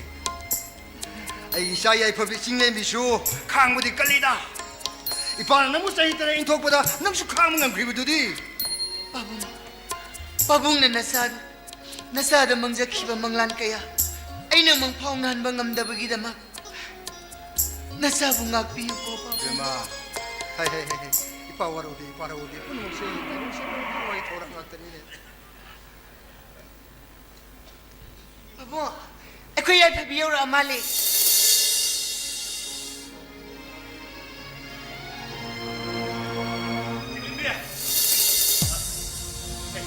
Papa, ibe mesti aboda policeman mogle na mesti lu kari hukum aja mana. Aina ini gari tu ngahal segi adre. Moi gari tu tung demang tu mina sih tu tahu mana. Pose ibu dengun lah apore pamu. Amu ibe mesti kasi mau impal liste edisnya ni sebiunya. Join tu guna hari ni pamu. paudo tare Yok sana. Pamu, ibe mesti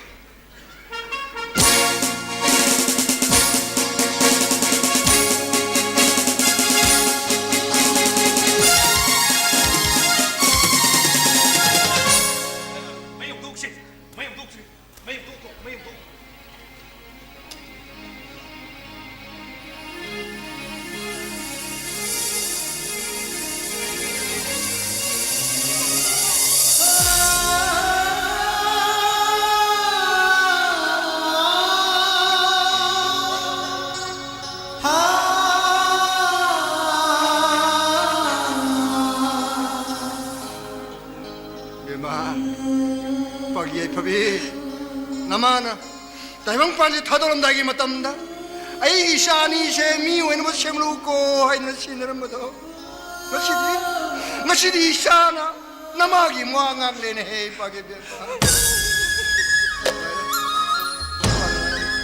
yamai ishani pagi phamda sakhibu wasak singado masidagi wasak mato lom labarina ishagi wasak pumba kok shero ko ipagi be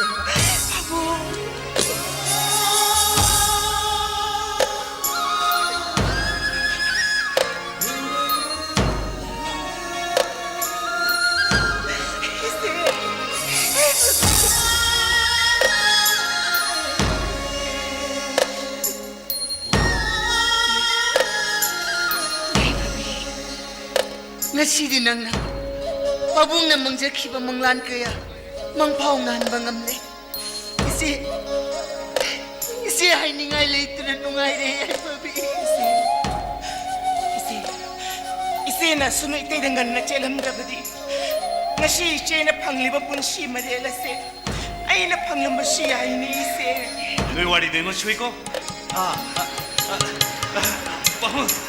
bang shiki bang i bek se bu se ko mai wo 자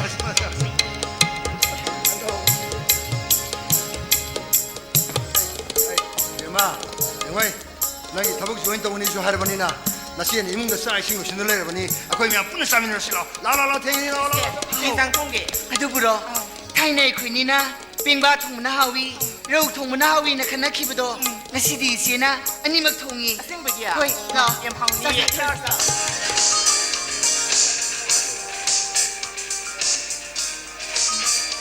ai sin na kare ke du sang age थुना लाओ को साखि रे ngai le mage hello yes sir are you music sir okay after 2 p.m. okay sir yes ai sudah lagi sir hani thamjarege Lamhela baigi imit ani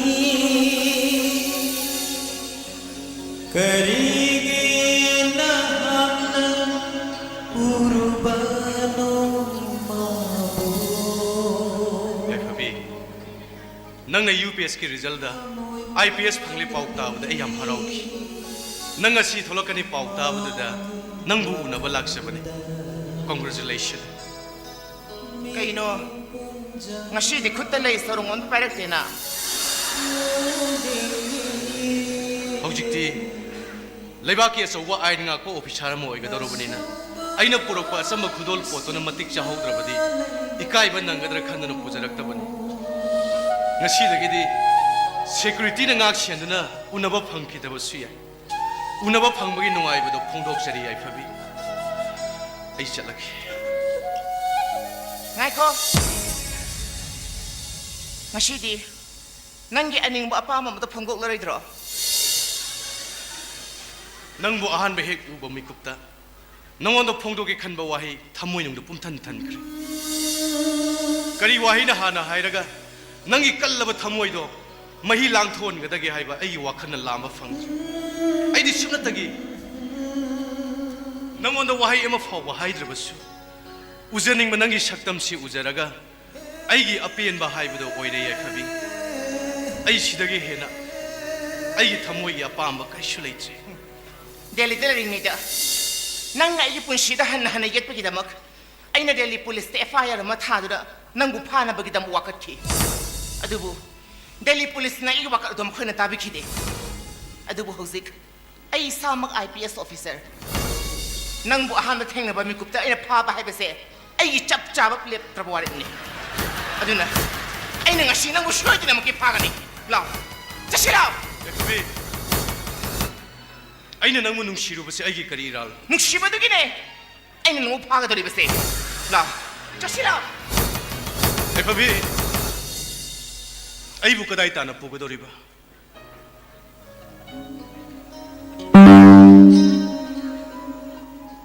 aina pugadawa nati nang na pugadawa ni ay sunupini na shabi nabiya binataw bang bahay bedo asini ay nung shiba di tamoy nung datang chimbahal tong da pungguti ay nang gunung shi ay bupudo na chalo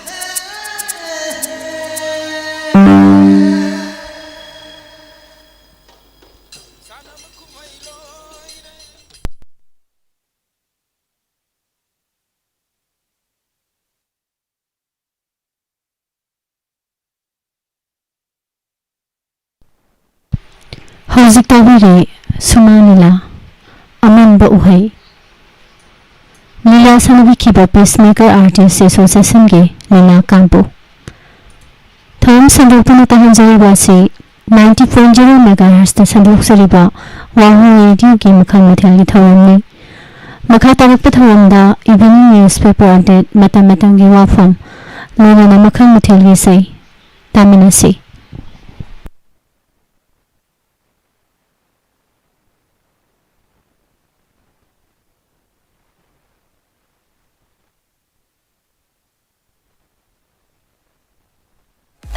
We are hiring.